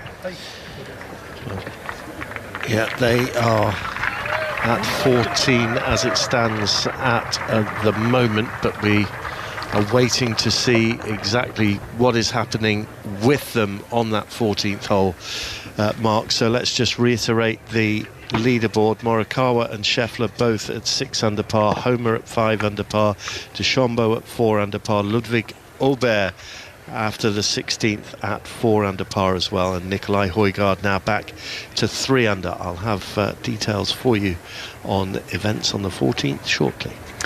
Thank you, Iain. Back at the 15th green here, we're looking at Cam Davis having taken his drop to the right-hand side of the water. Hits the pitch. Oh, what a shot. What an incredible shot from the Australian Cameron Davis, because that one looked like on the second bounce it was going to zip through the back of the green and head towards the water that runs up towards that 16th green. And then on that bounce, Trish Johnson, who's just joined me here in our commentary position at the 15th, that stopped dead on a dime. Zip brakes, stop, bang, right next to the hole, 2 inches away, and that means he'll get out of here with a 5. Just an amazing shot. I think in the last 2 minutes I've just witnessed 2 of the best shots I've seen from sort of inside 50 yards, because Morikawa's shot is just out of this world, but that was possibly even better. Right, Trish Johnson has joined the fun at the 15th green. Warm applause for Cam Davis, thoroughly deserved. Went for the green in 2, found the water, fabulous pitch shot in 2 inches. He's tapped it in, and here comes the moment for Colin Morikawa. So after these two have completed this 15th hole, there are only 2 more groups to play. It's Scotty Scheffler and Nicolai Højgaard, and then the final group out on course today, Max Homer and Bryson DeChambeau. Colin Morikawa then, this for the chance to get himself to 7 under par You loved the approach from Colin Morikawa, but the work is still not done. I've been seeing it all afternoon here, Trish. This is so slick, this green. Yeah, I mean, the greens are just what is causing all the problems this afternoon. They are absolutely rock hard. I mean, this pin position is just an absolute perler, isn't it? It really is. Yeah, and this is going to break considerably left to right. And the trouble is, if he gives it a bit more pace and doesn't get it, he's going to knock it about 8 foot past. It is so slippery, Ali. Two-time major champion, putting on glass, loosens the shoulders, gets the hands settled on the putting grip for the lead at the Masters this Saturday afternoon. On its way, good firm rap, it hits the edge of the hole. That went hard at the hole, that one, and it's still about the same distance away, another 3 feet to come for the par. Looked like he really went at that. Yeah, he really did, actually, and he caught a lot of the hole. He's got 3 feet coming back, but it's up the hill, so it's not too bad. That actually, he was very aggressive on that, tried to take the break out, and unfortunately just played a little bit too much break. That is why, Trish, that is why we say, don't you? You look at a putt. We've seen it with Scotty Scheffler over the last couple of days. You think, right, we can give him that, and we'll mark that down as a par. But you can never ever do that over any length of putt here at Augusta. And this one, again, it's the same routine. It's the shoulder shake. It's just relaxing those hands on the grip of the putter, as Trish says, straight up the hill for the par 5. No problem with this one. A more gentler pace. That is a chance gone from Colin Morikawa, and it's still quite early in the piece, but who knows how crucial that might be. Colin Morikawa stays at 6 under par. The 4-footer here on the 15th wouldn't drop, so he shares the lead. Scotty Scheffler at 6 under. We got Max Homer at 5 under. Bryson DeChambeau and Ludwig Aubert at 4 under par. What news, John? Do you have some tale to tell of Mr. Fox on the 17th? I really feel for Ryan Fox with his approach shot from the fairway at 17. The ball pitched just in front of the hole, hit the flag, bounced back into the front bunker. He ended up taking a 7. He could have held it for a 2. He ended up taking a 7, and Ryan Fox goes from level par to +3. Really, really unfortunate. I would say to people, have a look out for that on the website. The clips on the BBC Sport website. Got Tommy Fleetwood and Cam Young on 17 now, but I'll keep you in touch with them. Okay, thank you, John. Behind us here as well, Nicolai Højgaard and Scotty Scheffler are on their way down the 15th, and just wondering whether one of those two has found the water. Højgaard has found the water with his second shot on the 15. Nicolai Højgaard dropping shots, frittering them away on the back 9. He was 7 under after 10, 3 under playing this hole, and his second shot on the 15th has ended up in the water. So we'll keep an eye on what Scotty Scheffler is doing as well. Cam Davis is down on the 16th tee beneath us. Scotty Scheffler's shot has hit the putting surface on the 15th, the par 5 15th. It's just trickled through the back. It's taken the slope, and that is kind of where Ludwig Aubert was, and he had real problems getting the ball onto the putting surface. It took him 4 more shots from there, and it's they say it, don't they, Trish, from back there, I mean, wherever you end up on this hole, but from back there, I think that's one of the most difficult up and downs at Augusta. Oh my God, I think he's hit a fantastic shot over the water, and he's left himself the most slippery, impossible chip shot you have ever seen in your life, and I would be saying a few Hail Marys if that was me back there. Cam Davis then, 16th tee shot on the way. He plays it from shade, and it's heading towards the Sunshine Splash 16th green, looking for this ball to land. They like it. It's beyond the flag. It's a putt back towards the hole, but it's a brave tee shot with that pin cut away to the right-hand side. Ian Carter has news of Bryson DeChambeau. He's putting from around about 22 feet down the slope on the 14th for birdie. This looks very good. Oh, it's brilliant. And it drops into the cup, and there's the clenched fist from the American, and there is a big birdie for Bryson DeChambeau. DeChambeau leaps up to 5 under par and to within a shot of the lead. Wow, what a roller coaster we're witnessing today. This has been one of the more fun days I think I've ever seen here at the Masters. I love the bounce back from DeChambeau. He keeps on doing this. To and froing this Saturday at the Masters. We drop to a whisper because we are directly above Colin Morikawa, 2-time major champion, sharing the lead off this Masters with Scotty Scheffler. Tee shot across the shimmering waters at the 16th. Looks really good for line. Has he got the distance? Morikawa lands, and it's close. It's really good. It's almost as good as Cam Davis, right-hand side of the green. Those two, the pair of them, have decent birdie putts to come on the 16th. Cam Davis at 2 under par, and Colin Morikawa at 6 under par. I think the phrase is, Trish Johnson, they're dialed in. Oh my God, this is is sensational. I have to say, Ali, this is the best place, I think, in the world to watch golf. This actually, at the 15th here at Augusta, you get 15 green, you get 16 tee, you've got people everywhere, and the greatest scoreboard in the world right there. Yeah, fabulous stuff. Great entertainment. We hope you're enjoying it with us tonight. Ian, what news? Max Homa for his birdie on the 14th. He'd hit arguably the better approach shot. It was certainly closer, but his attempt for a first birdie of the day fails, misses just on the right-hand side, and so Homa will have 2.5, 3 feet to negotiate to remain at 5 under par. Yeah, I just think he's a little too conservative. 3 wood off of 13 there. You've got to take some chances. I mean, he's just made all pars and 1 bogey all day, and you got to go for it just a little bit more, I think, Max. So Homa will keep you posted on his par attempt on 14 now. Thank you, Ian. John, what news up on 17? Well, 4 shots off the lead. Tommy Fleetwood and Cam Young have both got through 17 with par 4s. So Tommy Fleetwood and Cam Young both 2 under heading to the 18th tee. Colin Morikawa, birdie chance maybe from 12 to 15 feet to come on the par 3 16th. As Trish says, we are in the most treasured golfing spectator spot. Scotty Scheffler is at the back of the 15th green, joint leader on 6 under par. I think you can hear one of my Japanese colleagues talking away at quite a rate of knots as he brings the news to whoever he's broadcasting to around the world. But we are waiting away to the right of this green. Nikolai Højgaard, who's had a tough back 9 here at Augusta, already been in the water on this hole. That's his 4th shot, trying to get the ball to spin and hold on the green, on the left-hand edge of the green. It just goes toppling and rolling and gently trickling down the slope, and Nikolai Højgaard is having more problems here, and you can hear the groans and the oohs and the ahs as the ball continues to roll. That's 4 played here, Trish, and that is still a very tricky pitch to come to get that up and down, only for a bogey 6. Yeah, I wouldn't be surprised at all if he puts that back up the hill, because he's got so little green to work with. Once he gets on there, he's got no real shot to play with. He was a little bit unlucky, just hit it a fraction too hard. We saw Cam Davis play this shot before to perfection, just hit it a bit more out the right-hand side and let it check and just fall down gently, and he hit it straight at the flag, just couldn't get it to stop. Joint leaders with us, both in our view. Colin Morikawa getting ready to putt on the 16th. Scotty Scheffler getting ready to chip from the back of the 15th. Max Homa is chasing. He's just 1 behind Ian Carter. He's made his par on the 14th. Up ahead on the 17th, Ludwig Ober has hit his approach in, John, and it's a good one, isn't it? Yes, it is. They're both on the green here, Aubert and his playing partner Pavon, but a birdie chance certainly.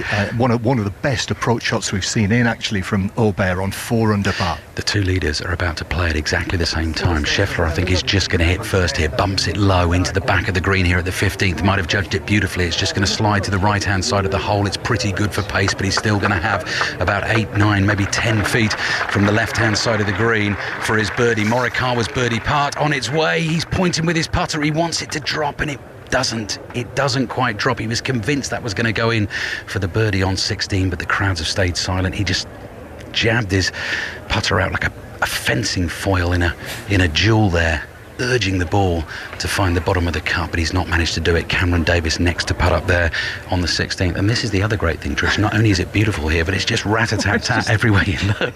You don't know who to look at, do you? I'm looking up at 16, now we're back at 15. Got Højgaard playing a pitch shot on 15. I tell you what, that's pretty good. That is pretty good, although he's got exactly the same putt as Morikawa just had a second ago, so it's still not by no means a 6, but it's a good effort. Yeah, so 4-footer to come for a 6 for Højgaard, which would take him back to 2 under par. The lead is at 6 under par. Closing holes of the Masters this Saturday evening on 5 Live, Sports Extra and the BBC Sounds app if you're on the move. John Murray will have Ludwig Ober in his sights shortly. He's right in the thick of it as well. Cam Davis, the Australian then, closer than Morikawa, maybe just outside 10 feet for birdie, to get himself to 3 under par in the chase of Morikawa and Scheffler, and he's looking and he's walking and he's hoping, and it's not going to drop for him. So back we come here to the 15th green, and here he is, the red-hot favourite at the start of the week, the man who has been sweeping all before him in the last couple of months on the PGA Tour, Scotty Scheffler. SS, left-hand side, 15th green. What about this one, Trish? Well, first of all, what an amazing pitch shot he just played in there. Just goes to show how I think people underestimate his short game. It's sensational. And he had to literally land that on a sixpence to have any putt at all, and he's left himself an uphill 8-foot left to right putt. Five Live listeners back with us at Augusta National, watching the world number one Scotty Scheffler, Trish Johnson, winner on the LPA Tour, current women's US Open senior champion, standing alongside me to the left of the 15th green. Scotty Scheffler sensibly just waiting for Cam Davis to make his par putt away in the distance. So Scheffler settles, tall man. We're standing directly behind him. He has one last look at the hole. Everything goes quiet around the 15th green. Oh, it's true, and it's bold, and it's brilliant from Scotty Scheffler. And he makes a move. 7 under par, leads the Masters by 1. John Murray. And up ahead on the 17th, all bare for birdie from 25 feet, but it rolls by on the right and curls away and stops 3 feet away, so he will now have that to remain at 4 under par or bare. Ali. Right, so Scotty Scheffler has made the birdie, 7 under. Brilliant. It's like I mean, it's Grand National Day, isn't it? It's just like that, Trish, isn't it, as they're thundering round. Yeah, it really is. And do you know what? It just shows his class, doesn't it? He made double bogey, he goes back to 4 under, but he finds a way to get it done. So Højgaard for the 6. Well done, Nicolai Højgaard. It is just one drop shot. Not particularly enjoying the back 9 this afternoon. He's back to 2 under par, so he's dropped 5 shots in his last 6 holes here, has Nicolai Højgaard. But listen to the ovation right now for Scotty Scheffler as he comes striding confidently, of course, on to the 16th tee. One more group to play the 15th behind us, Max Homa and Bryson DeChambeau. Homa at 5 under, DeChambeau on the same mark. And suddenly that big roar and adulation and cheers dies as Scotty Scheffler just puts the glove on. Polite applause for his playing partner as well, Nicolai Højgaard, who's dropped back to 2 under par. And again, I just don't know where to look. I'm looking away to the right-hand side up to the 15th, looking for Homa and DeChambeau. I can see caddies up there. I can see boiler suits. I can see marshals holding the yellow flags. I can see very excited patrons lining either side of the fairway. But let's keep our eyes on the leader, who's in a sort of lilac trouser this afternoon. Got a bit of a Wimbledon look about him in the top half. White polo shirt, white baseball cap. Just about ready to go, and spectators in the grandstand away to the left of this 16th tee could nearly reach out over those railings and tap Scotty Scheffler on the back. What a view they've got. Clubhead settles gently behind the ball. You can hear the contact. Scheffler sends it up into the bright blue skies here at Augusta. That is left of the flag. It's very safe into the heart of the 16th green, and it's the front of the 16th green as well. Long uphill putt to come. What news with you, John Murray? Yes, Ludvig Åberg, no mistake from the Swede. Holds his close range putt to remain at 4 under. So Åberg has 1 hole to play, 4 under, 3 shots off the lead. Scheffler 7 under, Morikawa 6 under, Homa and DeChambeau about to play their seconds into the 15th at 5 under. Nicolai Højgaard, the young Dane, standing on the 16th tee beneath us, deep in discussion with his caddy, who's just cast his eyes up to the branches of the tall pines around him. Doesn't feel like there's a breath of breeze at the moment. Trish Johnson holding the binoculars. I can see 1 golf ball which is laid up here on the par 5 15th, right in the middle of the fairway. Højgaard is still waiting to play.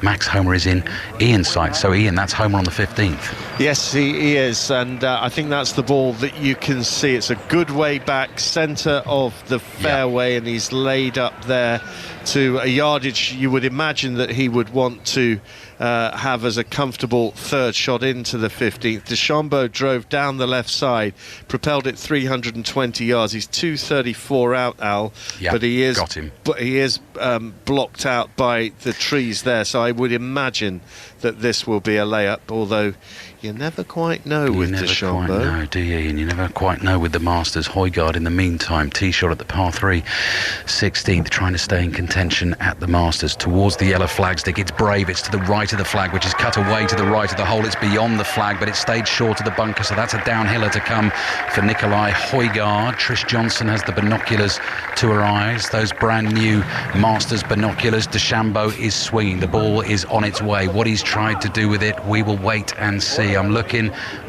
for Bryson DeChambeau's ball, and I'm not seeing ripples in the water. Oh, he's gone right, has he? He's gone right, Trish, beyond the 15th fairway, away to the right, and just onto the edges of the 17th fairway. So the players, I can see the next group there just walking up that 17th fairway.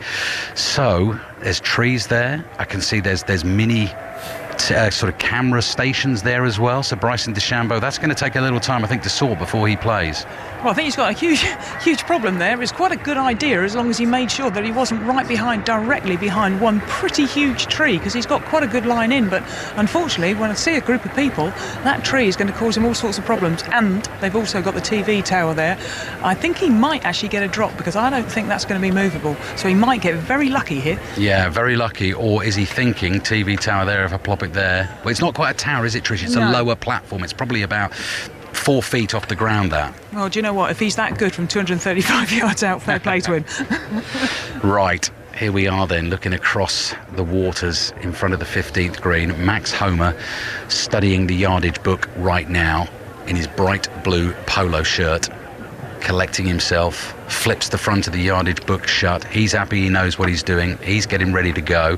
What about this shot, Trish? Talk to me about this shot. I was trying to explain this earlier on in terms of that tight lie, downhill lie into this pin here, cut to the left of the 15th green. Yeah, well, Max Homer's a little bit further back, so I think this might be a tad easier, because he can get a little bit more spin on it. I mean, again, Morikawa's shot from 50 odd yards was just sensational, but he's off a really tight downhill lie. And where this pin is cut today, Ali, I mean, you've literally got to land it just on the front and get it to go forward. If you land it to even probably a yard on the green, it's going to bounce over the back and you've got an impossible chip. And if you land it a yard shorter than that, you're going to be in the front water. It's absolutely, it's one of the hardest shots you'll ever see.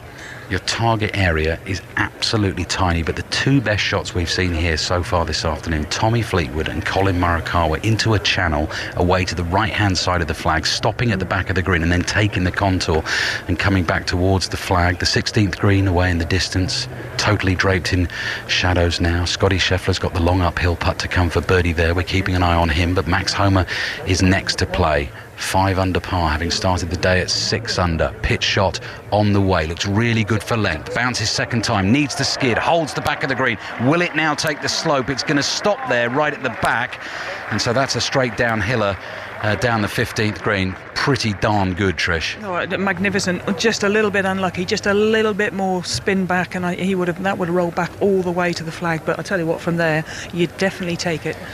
So fun and games with Bryson DeChambeau away to the right-hand side of this 15th fairway. Spectators have parted the ways to make room for him. Scotty Scheffler away in the distance on the 16th green, putting up the hill, looking for a birdie to get himself to 8 under par. Looking pretty good for pace up the hill there. Scheffler stands and stares. It won't drop for him, and he goes trudging towards the hole. So still work to do. Max Homer is now striding across the famous Saracen Bridge just beneath us in front of this 15th grandstand.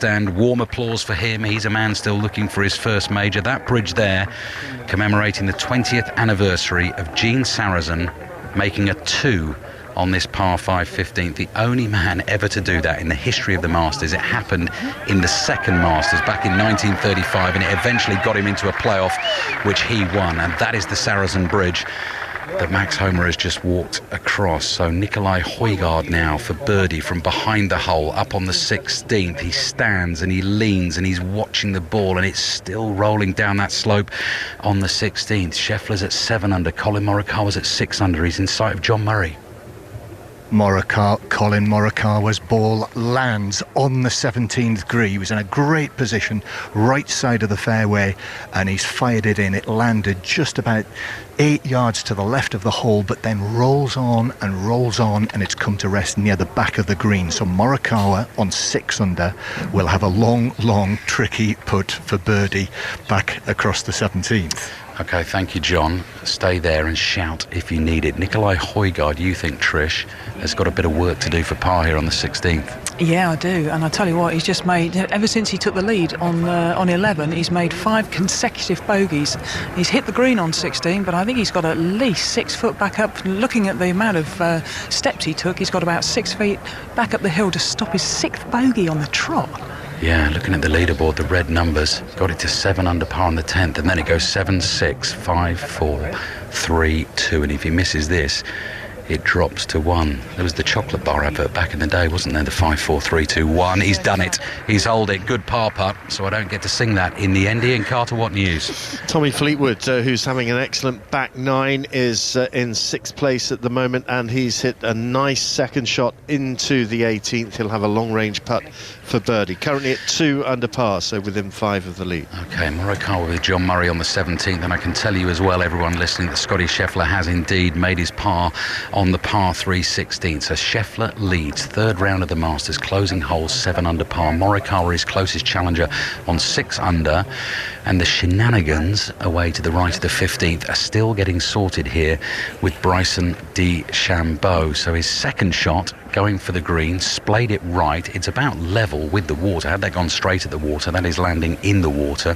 And Bryson DeChambeau is in there with a rules official at the moment, just having a conversation, getting his ball in position to hit his 3rd shot into the 15th. And as you say, Trish, from that angle now, once he gets a sort of clear line of sight, what is that like as an approach to that pin? Oh, he's got a great chance here because he's going basically all the way up the green. So instead of only having 5 paces to coming across the water, he's got the best part of 30 paces. So as long as he judges his first, gets that, he's probably got about 80 yards from where he is. So he wants to pitch this probably about 65 yards just up the right hand side and just let it release down the same way that Scotty Scheffler's shot did.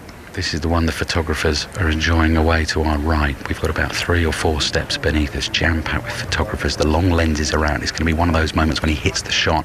I think you're going to hear the as the shots are taken of the ball moving towards the hole. So let's see what Bryson DeChambeau has got to entertain us here at the par 5 15th. The sun blazing in his eyes. He holds his left arm to the peak of his cap just to block it. Then he moves into the shade of the pines, settles himself over the ball, pitching all the way across this 15th green. DeChambeau, long swing. Oh, he hasn't caught that properly. That could take the slope and end up in the water. It has. DeChambeau has chunked that straight up in the air. It travelled about 15 yards. It took the slope in front of the 15th green, and the ball has found a watery grave. He's in there for 3. The next one, he's playing 5. John. Colin Morikawa with a long birdie putt. Oh, it catches the side of the hole, and because of that, it has rolled away at a right angle, and from being so close for birdie to go to 7 under, he's now got a real tester from 6-7 feet to remain at 6 under. Well, it never fails to disappoint at the Masters. Scotty Scheffler leads by 1 on 7 under par, but he will not know what has happened to Colin Morikawa's putt on the 17th, and he will not know, Trish Johnson, what has happened to Bryson DeChambeau. I mean, we're the other side of the fairway here. What do you think happened there from the way you saw the ball react and how it came out of that shot? Well, I think the problem was he took a drop, and over there it is very, very bare. You could see him desperately trying to, get a drop, asking the official, is it here, is it? We can't see the lie over there, but no doubt about it, it was a very bare lie, and he just didn't like it, decelerated and totally duffed it. That's the sort of shot you see, I hate to say it, but your weekend sort of hacker, if you like. Now he's still got an incredibly difficult shot. I mean, the thing about Augusta, these players never hit these shots. They never hit them anywhere else. But the type of golf course it is, the pressure on them, you cannot make any mistakes. And I've seen more mistakes today but it's just fantastic. I love watching it.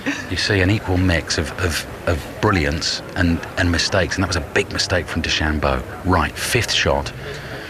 from short right of the 15th green. This one will not end up in the water. Throws it high forward onto the green. The ball checks and starts to run across the green towards the flag, but he's going to leave himself.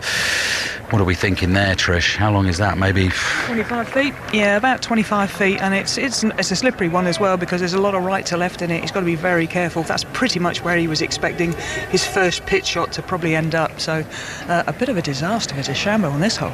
Right, that's the putt for the bogey 6 to come. I almost completely forgot who he's playing with there, let alone what Max Homa's doing on this hole, but I've just remembered Max Homa with his third hit that wonderful pitch that just held on to the back of the green. So he's been watching DeChambeau having a complete nightmare in the last 10 minutes or so, but Max Homa has just kept himself away from it, stood at the back of the 15th green, and now he's lining this putt up from the back right of the 15th green, and he's standing there with 2 feet across the line and just sort of bending his knees and trying to get the read. Yeah, he's using the aim point method, basically, just trying to figure out which foot is that much higher than the other to give himself an idea of how much break. It's a very scientific method, and I must admit I've used it, and it's very good. And if you know exactly what you're doing, it's a great way of knowing exactly how much a putt is going to break. Still waiting for DeChambeau's 25-footer here for a bogey 6. He's currently at 5 under, so's Homa. John. This is Morikawa on 17 from best part of 10 feet for his par, and he's got it. That was a steely par putt from Colin Morikawa.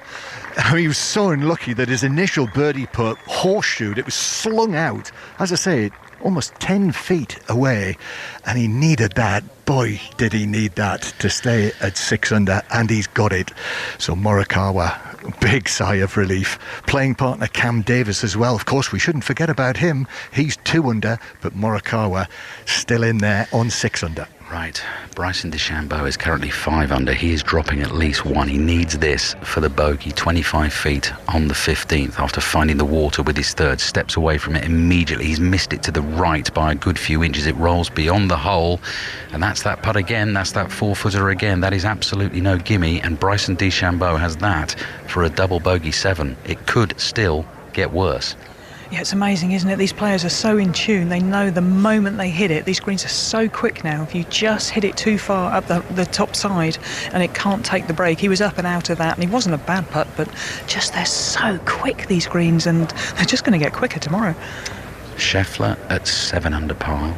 Colin Morikawa, steely par putt just made on the 17th, as John Murray described, at 6 under par. Max Homa here is trying to get himself from just inside 20 feet from the back of the 15th green to 6 under par. DeChambeau could be dropping to 3 under par. Homa's putt on the way down the slope on the 15th. It was trying to turn, and it turns just too late, and it does that classic thing where it just grazes the edge of the hole, rolls on by, and ends up almost directly behind the hole. Actually, that's kept going a few feet as well, and they are devilishly quick. You know, on the Monday that the amateurs get to play this course, would you fancy it this Monday? Putting like that, Trish, I'd have absolutely no chance. And it can make them, these great golfers, at times look rather foolish, and that is how Bryson DeChambeau has looked in front of our eyes. One duff shot, and as Trish was saying, it was a duff shot. He missed with his second away to the right, duffed the third into the water, has this for the double bogey 7 at the par 5 15th, taking every care in from Bryson DeChambeau. Not a hole he will remember fondly. And he walks off to the right of the green, and actually credit to him as he's shaking his head, gets the applause from the patrons, and just doffs the peak of his cap. Max Homa here, 2-footer, I would say, maybe 3-footer. 3-footer, we'll say, on the 15th for his par to stay at 5 under par within 2 of Scotty Scheffler's lead, and then we're straight off to the 17th. Homa and DeChambeau after this with 3 holes to play. DeChambeau has dropped back to 3 under. Homa here to stay at 5 under from short range. In it goes, no mistake from Max Homa, stays at 5 under par with the par. John. The world number 1, Scotty Scheffler, the leader, 7 under par. His approach shot at 17, though, has landed on the green, the back left of the green, and rolled on and off the back. And as we know, that is one of the places you do not want to be on the 17th. So Scotty Scheffler off the back of the green in 2, but a wonderful approach shot from Nikolai Højgaard, who is now 2 under par, and he has hit it to within 10 feet and will have a birdie chance to take him back to 3 under. So this gripping third round continues to unfold, and here's the applause here on the 17th for the leader, the bearded Scotty Scheffler, who will have to walk up onto the putting surface and all the way across the back of the green. Do you want it back, Ali? Oh, Max Homer and Bryson DeChambeau at the moment, John, are just studying yardage charts, so I could try and describe that, but if you want to keep it, they're probably going to strike John in about a minute or so on the par 3 16th. Understood. Right, so we'll focus on Højgaard and Scheffler. Scheffler just arriving at his ball now, so there'll be a little bit of a delay. In fact, while he does size it up, Iain, what have you got? We've got Ludwig Aubert on the 18th, where he is putting for a birdie after one of the best approaches we've seen on this 18th hole today. The news of Tommy Fleetwood, I'm afraid, not good. He 3-putted the final green for a 72, so 1 under par. Aubert is looking for a birdie here that would get him to 5 under par, and he is just going to settle over this now, as I know Max Homer is settling over his tee shot on 16. So Aubert now puts down the slope on 18 and just misses to the right. He'll have to settle for a par on this 18th, and he will go into the final round at 4 under par. This remarkable Swede on his major debut round in a 2 under par 70 mark. Action wherever you look here on the third round at Augusta, and it will continue uninterrupted on Sports Extra on 5 Live. It's time for the news, and here on Sports Extra, John. Scotty Scheffler standing 8 yards off the back of the 17th green. Needs a delicate touch, this, and it bounds down towards the hole and rolls on and rolls by, and he has left himself probably best part of 10 feet, given the angle that I'm watching from here, standing up in our commentary box at the back of the stand. 10 feet for Scheffler to remain at 7 under. What a time he's had since reaching the turn at 7 under. He slipped to 5 under, 4 under, stayed at 4 under, back to 6 under, 6 under, 7 under, and then here on the 17th is on 7 under. It has been an up and down time for the bearded Scotty Scheffler. And as for his playing partner, Nikolai Højgaard,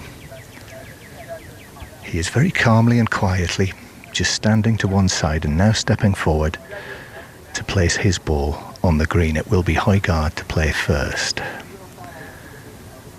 So Højgaard, ever so measured, salmon pink shirt, blue trousers, just like Colin Morikawa, who came through here a few moments ago. It's a popular combination.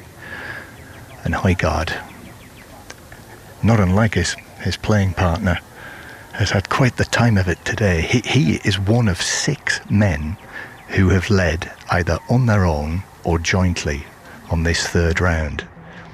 That's how dramatic it's been. That's how it's to and froed. And now with long shadow cast behind him, Højgaard, this for birdie on 17. It is just by on the right. I've seen that putt today. I've seen that putt, and I thought that one was in, and somehow it just shaved the right side. But once you pass this hole here, from that direction, from that angle, it just keeps going, and he does have a 4-footer, maybe 5 feet, to remain at 2 under par. So he steps to one side, and now it's Scotty Scheffler. We've got big crowds now around the 17th, so we should do as well, with only one more group out on the course, Max Homer and Bryson DeChambeau, to come behind us. Currently, Scheffler has the lead on 7 under, leading by 1 shot from Colin Morikawa, who's currently playing the 18th. So this moment is all important on this third round afternoon stroke evening here at Augusta in this lovely warm sunshine. This is all of 10 feet. This is a real test of his credentials that we know so much about, and he has not made it. And again, that has just caught the edge and rolled away by 3 feet, 3.5 feet. So it's not dead yet. It is not dead yet. And if you've been listening all evening, you know that Scotty Scheffler today has been susceptible. So he will drop back at least to 6 under, at least into a share of the lead with Colin Morikawa. You have to keep it, watching and listening to the action this afternoon. I've got a huge scoreboard to my right here, one of the big famous white scoreboards with the red numbers. And you know, you have to keep switching from one to the other because the picture has changed so quickly. This is Højgaard now. Højgaard, this for his par 4, which he gets at 17. So Højgaard, Iain, remains at 2 under here on 17. Scotty Scheffler's still got his short one to remain, to make sure that he doesn't drop any further back than to 6 under. But you are watching Morikawa. Yeah, up the 18th, just played his second shot and missing the green to the left, finding the bank on the left side and kicking off into the crowd. So Morikawa will need to get up and down to remain at 6 under par, 1 shot behind Scotty Scheffler. Ali. Bryson DeChambeau clearly rattled after the double bogey 7 at the 15th. He's put his birdie putt on the 16th, 12 feet by. Max Homa still to putt. He's at 5 under, John. And Scotty Scheffler does roll it in and make sure that it is just the 1 shot dropped here at 17. So there we go again, another change right at the top. Scheffler drops a shot after going through the back of the green at 17, and he turns and he walks away, puts his hand in his left pocket, down the slope, heads towards the 18th green. And now the lead is shared again between Scheffler and Morikawa. But if Max Homa can hold this putt up the hill from the bottom portion of the 16th green for a birdie, he will then be in a 3-way tie for the lead, and that is exactly where we were at the start of the day, admittedly, with 3 different golfers. Max Homa's putt, that looks really good from here, very good for pace, certainly, doesn't drop, just glides by the hole. So at the start of the day we had Homa, DeChambeau and Scheffler. Now we've got Scheffler at 6 under, Morikawa at 6 under, Max Homa is at 5 under. Bryson DeChambeau is back to 3 under. He's got about 12 foot to come. How close was Homa there, Trish? Did you get a look at how close he ended up? Yeah, he's about 3 feet. It was a really good putt. I think he got a really good read off of his playing partner, DeChambeau, who just absolutely mullered it through the break. But that was a good effort. Never really had a chance. But I can't believe Max Homa is not going to, at this rate, he's still going to be probably 1 shot off the lead. Not a single birdie in the whole round. Yeah, started the round at 6 under, and yeah, you can see the numbers across the board. Loads and loads and loads of pars. The drop shot at the par 3 12th, but he continues to par his way round since then. I mean, you can probably hear around us here, they are already clearing up. So you've got the green shirted, blue baseball capped employees of Augusta with their litter bags draped over their shoulders, their litter grabbers in their hands, picking the litter up here in the 15th grandstand. DeChambeau waiting to putt on the 16th. Iain?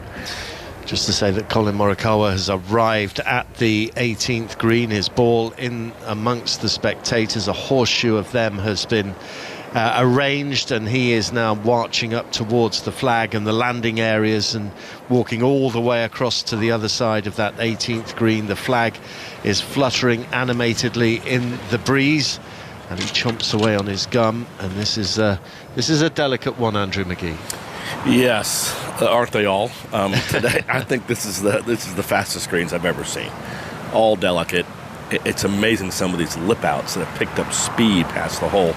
Meanwhile, back on the 18th tee, Scotty Scheffler fires his tee shot high into the clear blue skies. We've not seen a cloud all day long here at Augusta, and that is a beautiful tee shot from the world number 1, and it comes to rest in the shade of the pines, slap bang in the middle of the fairway. Meanwhile, up ahead, in the shade created by the crowd around this green, here off a downhill lie, is Colin Morikawa, 2 times a major champion, looking to become a Masters winner for the first time, playing his chip shot, and looks to have judged it beautifully. That is a sensational piece of touch around this 18th green, and a little touch of the knuckles with his caddy JJ, and then he'll walk up, take the putter, and he's left himself with 2.5, 3 feet tops to save par. What a touch of a maestro there. Beautiful. Yeah, beautiful shot. Wow. Just seeing a replay of it again now. That was dead on for distance, and the ball just coming to rest underneath the hole, couple of feet to the right. Mark. And it would be fair to say that whilst Colin Morikawa is thriving, while Scotty Scheffler has rescued things, just like Nicolai Højgaard, Bryson DeChambeau is going backwards. Ali. Yeah, he's potentially played himself out of the Masters. I wouldn't want to call it quite like that just yet, but the 15th, 16th has been hugely costly for him.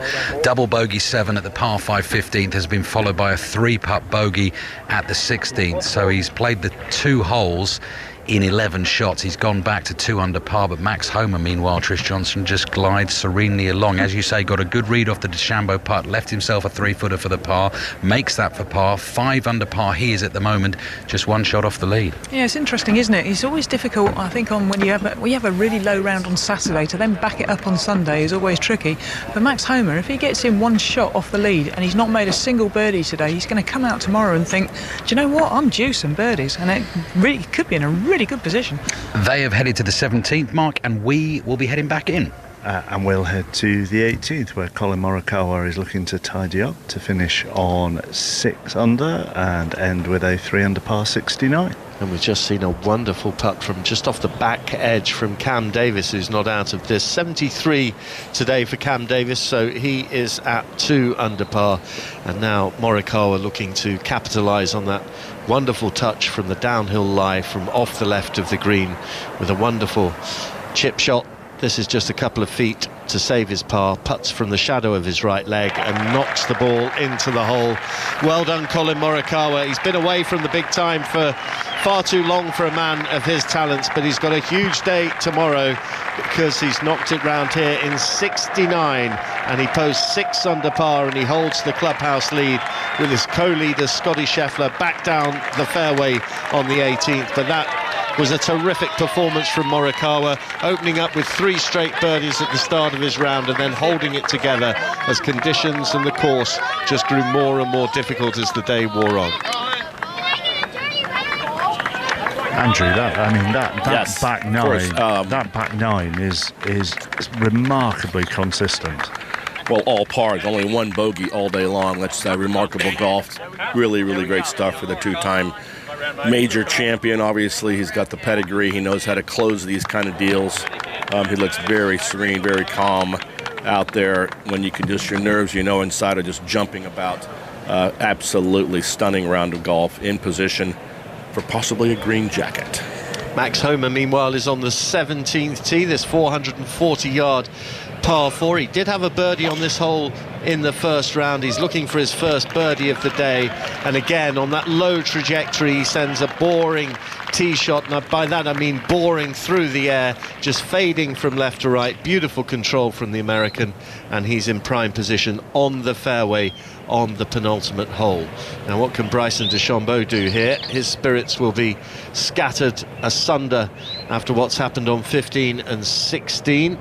He's got the driver out, very rigid stance that he has, launches into it, way higher trajectory from the big hitting American. The ball lands down the right hand side and clings onto the fairway, and that is absolutely monstrous from Bryson DeChambeau, isn't it, John? Well, that cannot be far away from where he hit it yesterday. And I know Kat Downs was here, and she was telling me that it was eventually measured at 372 yards, and that must be more or less in the same place, mustn't it, Iain?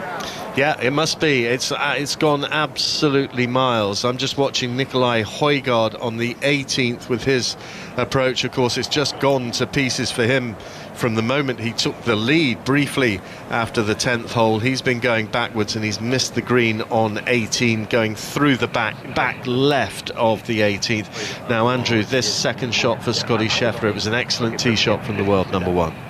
Yep, right down the stripe line in the middle of the fairway. He's taking dead aim here. I'd expect to see this just a little bit left of this pin, which where the fat of the green is. Mr. Iron Guy, this guy has been just doing this for years and years, just knocking these things. 162 yards left. Amazing to think he's still only 27 years of age. Wife Meredith in the final throes of pregnancy as well, so it's all happening in the life of Scotty Scheffler at the moment. And all he's thinking about right now is this second shot from 162 yards. Oh, it's an absolute beauty. Oh, it lands just short of the flag, carries the bunker, guarding the front right, and then runs just by the hole.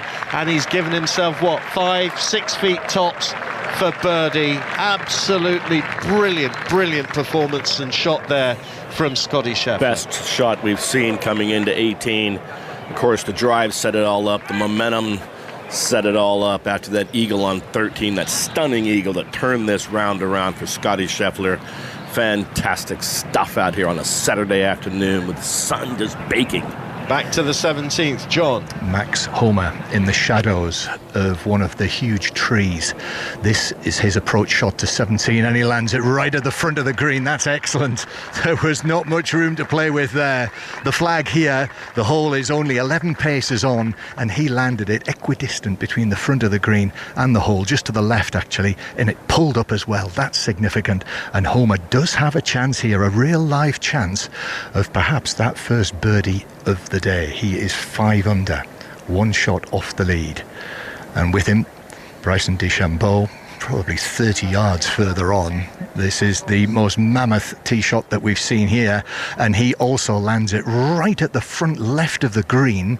It bounces a couple of short hops and then just gets a little bit of grab and rolls back just off the front of the green, so it's on the apron of the green on the front left, but he will have a shot there across the front of the green. You know, the shoulder of the bunker doesn't get in the way there, and he will have a chance here, a long albeit outside chance of a birdie. But the applause here at 17, still hundreds and hundreds of people either in the stand or around behind the ropes ringing this 17th green and giving the two of them, the final pair out on this third round evening, an ovation as they come onto the green. So putts to come, Iain. So a fantastic ovation just there while your guys were playing, John, for both of the players who've just arrived, Nicolai Højgaard, but most especially for Scotty Scheffler. I get the sense that the American golfing public are really warming to Scheffler now. They obviously saw him win this 2 years ago, but the fact that he's made himself such a dominant figure in the world game, being recognised by all of the fans who rose out of their little picnic chairs to stand and applaud as he came up onto the 18th green. Yeah, we need some stars in America, and he is our guy right now, Scotty Scheffler. Well, I think he's looking like Johnny Miller back in the early 70s, just knocking the flag sticks down with these iron shots. He's earned his stripes to become a star, hasn't he? Yes, he has. Here is Nicolai Højgaard putting from off the back of the green. This doesn't look too bad at all as it comes down the slope, turns from left to right. It's just run on a little further than he would have liked, maybe 7 feet, something like that, to save par. Højgaard, who got to 7 under par with a brilliant birdie putt on the 10th and then frittered 5 shots away, so he's back at 2 under par. It's been a really ragged back nine for Nicolai Højgaard. We've got Scotty Scheffler's birdie putt coming up here, John. But what do you see? DeChambeau from just off the green for birdie, and it rolls by on the right and keeps going. And he's got a 5-6 footer for his par, DeChambeau, to remain at 2 under. That's going to be a very, very important putt for the American after the trials and tribulations of 15 and 16, which have severely dented his chances of an XL green jacket being draped on those very broad, muscular shoulders. Right, they know the size for Scotty Scheffler. In fact, they don't need to get a new one. He's got one hanging in the champions' locker room right now. But will it be going over his shoulders again in the butler cabin tomorrow? Will John Rahm be popping that onto the shoulders of Scotty Scheffler? This for the outright lead after a brilliant approach shot. It's only 5 feet. Little bit of left to right, sends it on its way, turns towards the hole, disappears into the hole. There's the clenched fist from Scotty Scheffler, and the world number one.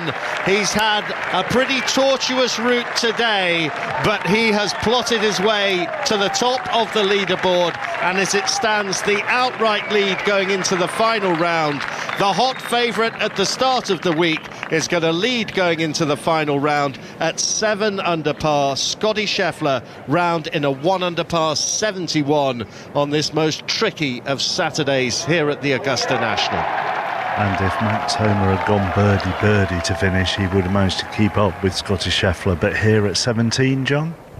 That putt for possibly his first birdie of the day was so close but didn't drop. Bryson DeChambeau now does make his par 4, so DeChambeau remains on 2 under, and Max Homer, another one that has slipped by. But as Trish said earlier, I'm sure he will have that feeling that he's owed a few when it comes to tomorrow, and he's still got the 18th to play yet.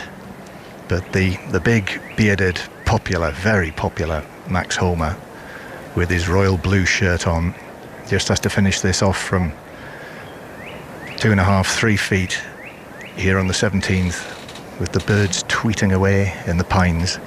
Homer rolls it in, safely in for another par. So he remains at 5 under, and playing partner Bryson DeChambeau, who was 6 under as he stepped onto the 11th tee. Now he'll step onto the 18th tee at 2 under, and he is, well, he's not played himself out of it, has he, Mark? But he's got a lot to do tomorrow. He needs a lot to go his way. Yes, and the problems for Bryson DeChambeau were just 15, 16 as he double bogeyed 15 and bogeyed 16, and all of a sudden he fell out of the race at that point. And interestingly here, they've put the 7 up for Scotty Scheffler, but everybody's so interested in getting out of the grandstand they've barely noticed that the world number one has taken the outright lead of the 88th Masters as Max Homer and Bryson DeChambeau make their way to the 18th tee. One of the great reactions here, I know you saw it as well at 15 and 16 when Scheffler got his eagle. There was a great reaction when people were literally gasping open-mouthed and putting their hands on their heads in amazement when Scheffler got that eagle. It's always one of the great pleasures of being at the Masters, as you said, for anyone who's just switched on. The only way that people can keep in touch on the course here, because you're not allowed to bring iPads, devices, anything like that, iPhones. You have to follow the scoreboards. It is an absolute throwback. Anyway, Iain, if you've got your sights trained on the pictures, if you're live, then you haven't. Well, I'll tell you yes, when we are. Oh, you are good. Right, excellent. Well, they're about to tee off here on the 18th. So there it is on its way from Max Homer, and the result is it's into the middle of the fairway again. That low trajectory. I've really enjoyed watching the way that he's golfed his ball off the tee today, Max Homer. He's just not had anything happen for him on the green. He's created so many opportunities, but in terms of ball striking, he's been really superb today on this second round day. 1 over par for his round, no birdies, just the one drop shot, and the final tee shot of the day is going to belong to Bryson DeChambeau. And we've only seen 4 birdies all day on this 18th hole. The most recent, of course, that one from Scotty Scheffler. The shot of the day for me in many respects, his approach into the 18th, because he knew what a massive blow he could strike with a birdie on the final hole today. Here comes DeChambeau's tee shot. Ooh, that's gone right and into the trees, and we can't see it, so there could be some big trouble here for DeChambeau as he marches off this 18th tee. Just a final word from you, John, from what you've seen in your Erie over 17 I suspect you've seen the colours of the greens just change in their hue as the day has gone on, as they become crispier and more difficult as the day has progressed. Yeah, I must say it has been a fascinating watch here on 17. You know, it's not where the fireworks take place at all on the Augusta National, but to see how they've dealt with this when the whole position has been like it is, just over that front bunker. We've seen them truly tested by the whole location today, and now just watching the final pair, Max Homa just a little behind Bryson DeChambeau. And what struck me as well, watching him come in and out of 17, how very perky he has remained. You know, quick steps, quick movements. He's not messing about in his very pale, dusty pink shirt, and he's the first one who's leading the way down the 18th. So let's see what lies ahead of them on the 18th. I think, by the way, if he does get a green jacket, I suspect it'll need to be more than XL, won't it? Yeah, I suppose so. XXL. I don't know American sizes. I mean, XL might do it. I don't know. It's a good point. That is a good point. So. He's in a spot of bother, though, isn't he, Andrew Magee? Yes, off the tee. He is just over swinging, it looks like, here at the end. And I don't blame him. He's super frustrated. And let's see if he's got any shot at all, if he can muster some little strength he's got left for making a par on this hole. But that looked like it almost hit a tree right off the tee, but it missed that first tree and ended up deep in the magnolias and the pines on the right. And I'm sure he's just ready to get this round over with. And do you feel that the vagaries of Augusta National just sort of finally caught up with DeChambeau in a sense? You know, I always find him a little bit of a one. This will sound harsh, and I don't mean it to, but compared with other players, he does seem a little one-dimensional. Well, I think he walked off a 15T thinking he's going to go for this thing in two no matter what. And he got up there and he's behind those trees on the left, and he's just still going to go for it and hit a slinging 40-yard hook that didn't hook and ended up in a, not such a bad place, and he just didn't execute. Just seemed the a pitch. really odd decision, though. Yeah, I mean, that's where he needed his patience. He's still in the tournament. There's golf tomorrow to play. That was just a terrible decision to make. Show some patience. Don't try to over-muscle everything. Augusta National won't let you do that. No, it will catch up with you. It will certainly catch up with you. The players are arriving at their balls, and I can tell you that Bryson DeChambeau is in an awful position here. Down the right-hand side, there's a huge magnolia tree, and he's stuck underneath that. It looks like he's ready to play here from the pine needles, gives it a firm smash, and we didn't hear any other noise, so the ball does emerge out into the evening sunlight, and the ball has come to rest on the fairway. A good 80-90 yards at least short of the green. The flag located in the back right corner of this very famous closing hole at the Augusta National. Mark, the scene there, it must be a bit like the Pied Piper of those leaving 17 and finding a way to get back up the hill and catch the last vestiges of action here. The gallery is absolutely empty here, and it's very difficult from this position on the gantry above the 17th green to get a perfect view of the 18th fairway because of the trees. But what you can see, if you peer through them in the sunlight, you can see the galleries, the patrons around that 18th green, probably 20-25 deep at the moment. They are, and they're all collectively oohing and ahhing for Max Homa, because Homa's just hit his second shot and has found the bunker. Greenside bunker for Max Homa, so frustration for the American, and he's going to have to get up and down from there, and he kind of threatens to slam the club into the bag, but that's not really Max Homa's style, is it? I just wonder what's going through the mind, Trish, of Bryson DeChambeau as he makes his way up here, because that tactical error on 15 compounded by the drop shot on 16, now trouble on 18, it's all rather ragged. Yeah, 15 was an extraordinary decision. It really was. Me and Ali were watching from obviously up in the stands, and from where he was, I just thought, well, he has to be laying up. and then you saw him swing and you're thinking, no, that's not a layup swing. And I mean, I reckon the chances of pulling that off were 1 in about 500, if that. And obviously the duff chip was just compounded the misery. And then the 3-putt on 16, well, yeah, he will be reeling at this stage of the game. Well, they're coming up to 4.5 hours for this round as a 2-ball, and they were comfortably behind Scotty Scheffler and Nikolai Højgaard in the group before, so out of position really, and they're messing with American television schedules in terms of their pace of play. But here we go, third shot for Bryson DeChambeau from the left side of the fairway. The flag, as I say, in that back right corner, so he's got plenty of green to work with, a good angle to attack. Third shot to the par 4, and he swings through, 3/4 back, 3/4 through. Oh, flies it all the way, turns and holds it. Oh, and the arms go aloft. And what a moment to cap the climax of the third round here at the Masters. He's all smiles as he looks at his caddy, and he hugs his caddy, takes the cap from his head and takes a bow. That ball just turned at right angles and then zipped into the bottom of the cup. What a moment.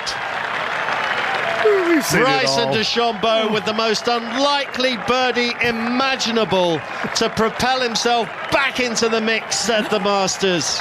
Wowee, it's a 75 in the end. It gets him back to 3 under par, and he's within 4 of the lead. Wow. We've seen it all today. What a finish. Here he comes up onto the 18th green. He waves, and they're all standing, they're all cheering, they're all hooping and hollering, and well they might. He raises his left hand, slightly bashful smile, looks for his pitch mark. He'll repair that, but first he's going to take the ball from the cup and he'll show it to the crowd, and that will be someone's souvenir, I'm sure, and well worth having. Fireworks to the very end. We're just going to see a replay of this shot. Talk us through it, Andrew Magee. Oh my goodness! I was just going to say he had his eyes closed and he was shaking his head, and then all of a sudden he backs it up into the hole for an unlikely birdie. What a finish! A 75. I wasn't even sure what the number was going to be. 77. I don't know. Wow, still back in the tournament. He is. 3 under, 4 back. Extraordinary, isn't it? But unbelievable. And just literally with that one shot, he's gone from almost, thinking, well, I'm done and dusted, I hate this place, to I can't wait to get back out there again tomorrow. Now Max Homa from the bunker, and he threatens to hold up for birdie as well. The bunker just to the right of the green. Couldn't quite get enough purchase on it to make it stick on that downward slope, and now he's got 7 feet to save his par. Here we go again. All day long. 7 foot for par. These guys are going to be exhausted after this. Time to sit down and have a beer. Those cheers you're hearing are because, obviously, American TV is playing this over and over again, because it's one of the magic moments of this Masters. The ball just sort of went beyond the hole. It came back on an angle from basically 2 o'clock and straight into the middle of the clock, straight into the middle of the hole. Yeah, just a fantastic finish. And you know what? I kind of think he deserved that, because on 15, after he made a 7, me and Ali were up there, and most players would have been just beside themselves. And he did. Ali said he doffed his cap when he just had a little bit of applause, and you thought, you know what? Fair play to you, mate. That's quite classy. You know, on the first day when he came up and he shot that brilliant first round 66, he came up, he took the cap from his head as he was walking up, and then the applause started. And he'd forgotten that his cap wasn't on his head, and then he went and touched the peak of his cap that wasn't there. He looked a bit of a dork at that point, that's to be said. But he's feeling on top of the world right now after a really tortuous spell there. The double bogey, obviously, at 15, the bogey at 16. Mark, out there on the course, that must have been some sound to hear. Yes, that certainly rolled all the way back down 18 to us, and as you kind of said, Andrew and Trish, all of a sudden that changes his psychology for tomorrow. I'll let them just address that point in just a second, Mark, because here's Max Homa looking to save par on 18. Yes, and a big fist pump there. That meant an awful lot to Max Homa. He couldn't find a birdie for love nor money, just the one drop shot at the 12th. So a round of 73, and he's contending for a Masters for the first time here at Augusta in 2024. That par means he finishes up at 5 under par. He's in third place, 2 behind the leader, Scotty Scheffler. What fantastic golf and drama we have seen on this 18th, right at the end of this day. Scheffler with a brilliant birdie to take the outright lead. Morikawa, cool as you like, completing a 69 for 6 under. Homa coolly getting up and down for his par to remain at 5 under par, and DeChambeau holding his third shot from well over 100 yards on the final hole to get to 3 under par, within 1 of Ludwig Aubert, who's at 4 under par. Wowee, we're real treat at the end of the day, and what a day it's been. And what a day it has been indeed. I mean, I think John Murray gave the stat, Trish, didn't he, that 7 different men have either held the lead. 6, is it? Okay, 6. Sorry, I tried to make it more dramatic than it was. 6 men have either held the lead individually or collectively over the course of the afternoon. Yeah, honestly, I think that's one of the most extraordinary days of golf I've ever seen at Augusta, personally. In perfect conditions, but the golf course is getting tougher and tougher, as Andrew alluded to. The greens are like glass, and I don't think I've ever seen more good shots followed up with more absolute atrociousness. I mean, poor old Højgaard, he gets to 7 under, he's leading, and as soon as he sees it's almost as though he saw his name leading on that leaderboard on 11. He just went, that's not my comfort zone right now. And then 5 consecutive bogeys. It's just, this golf course can do it to you. And do you know what? I know they know the pin positions tomorrow, but I don't think it's going to be playing any easier. The other one as well, which I think, Mark, was what happened when you were on the way from 15 to here. I mean, one of the incidents of the day. Like, I mean, Ryan Fox, I just don't know how he'll be feeling now. He was level par, and his ball bounced just in front of the hole here, hit the flag, bounced back into the bunker. He could have been in 2. He ended up taking a 7. And I mean, if that hasn't happened, if that goes in for a 2, he's right in contention. Is there any way that at the end of this dramatic afternoon, which has been fantastic and has swung this way and that, there's just a sense in anybody that at the end of it, well, the world number 1 is 1 shot ahead of everybody else, and really it's his to lose? I don't think so, in my opinion, Mark, because what we've seen today is how quickly things can change, how much capacity there is for inspiration and also for things to go dramatically wrong. And Scheffler, in the course of his round, showed that even he with his magnificent ball striking is not immune to that. He was the one who struggled at certain times, obviously double bogeying the 10th, dropping a shot at the 11th, held it together brilliantly. The eagle on the 13th was sensational. He picked up his birdie, as you should do, on the 15th, and then showed the hallmarks of a champion with his birdie at the 18th. But if he is to win a second green jacket, he is going to have to play some really, really good golf on a very, very demanding golf course tomorrow, with, as I say, that potential for anything to happen. And the chasing pack is of a pretty high quality as well. So no, I don't think it's all over by any stretch of the imagination. Okay, thank you. All the drama tomorrow then across 5 Live and Sports Extra. Commentary of the final round from 8 o'clock. Here's Lisa McCormack.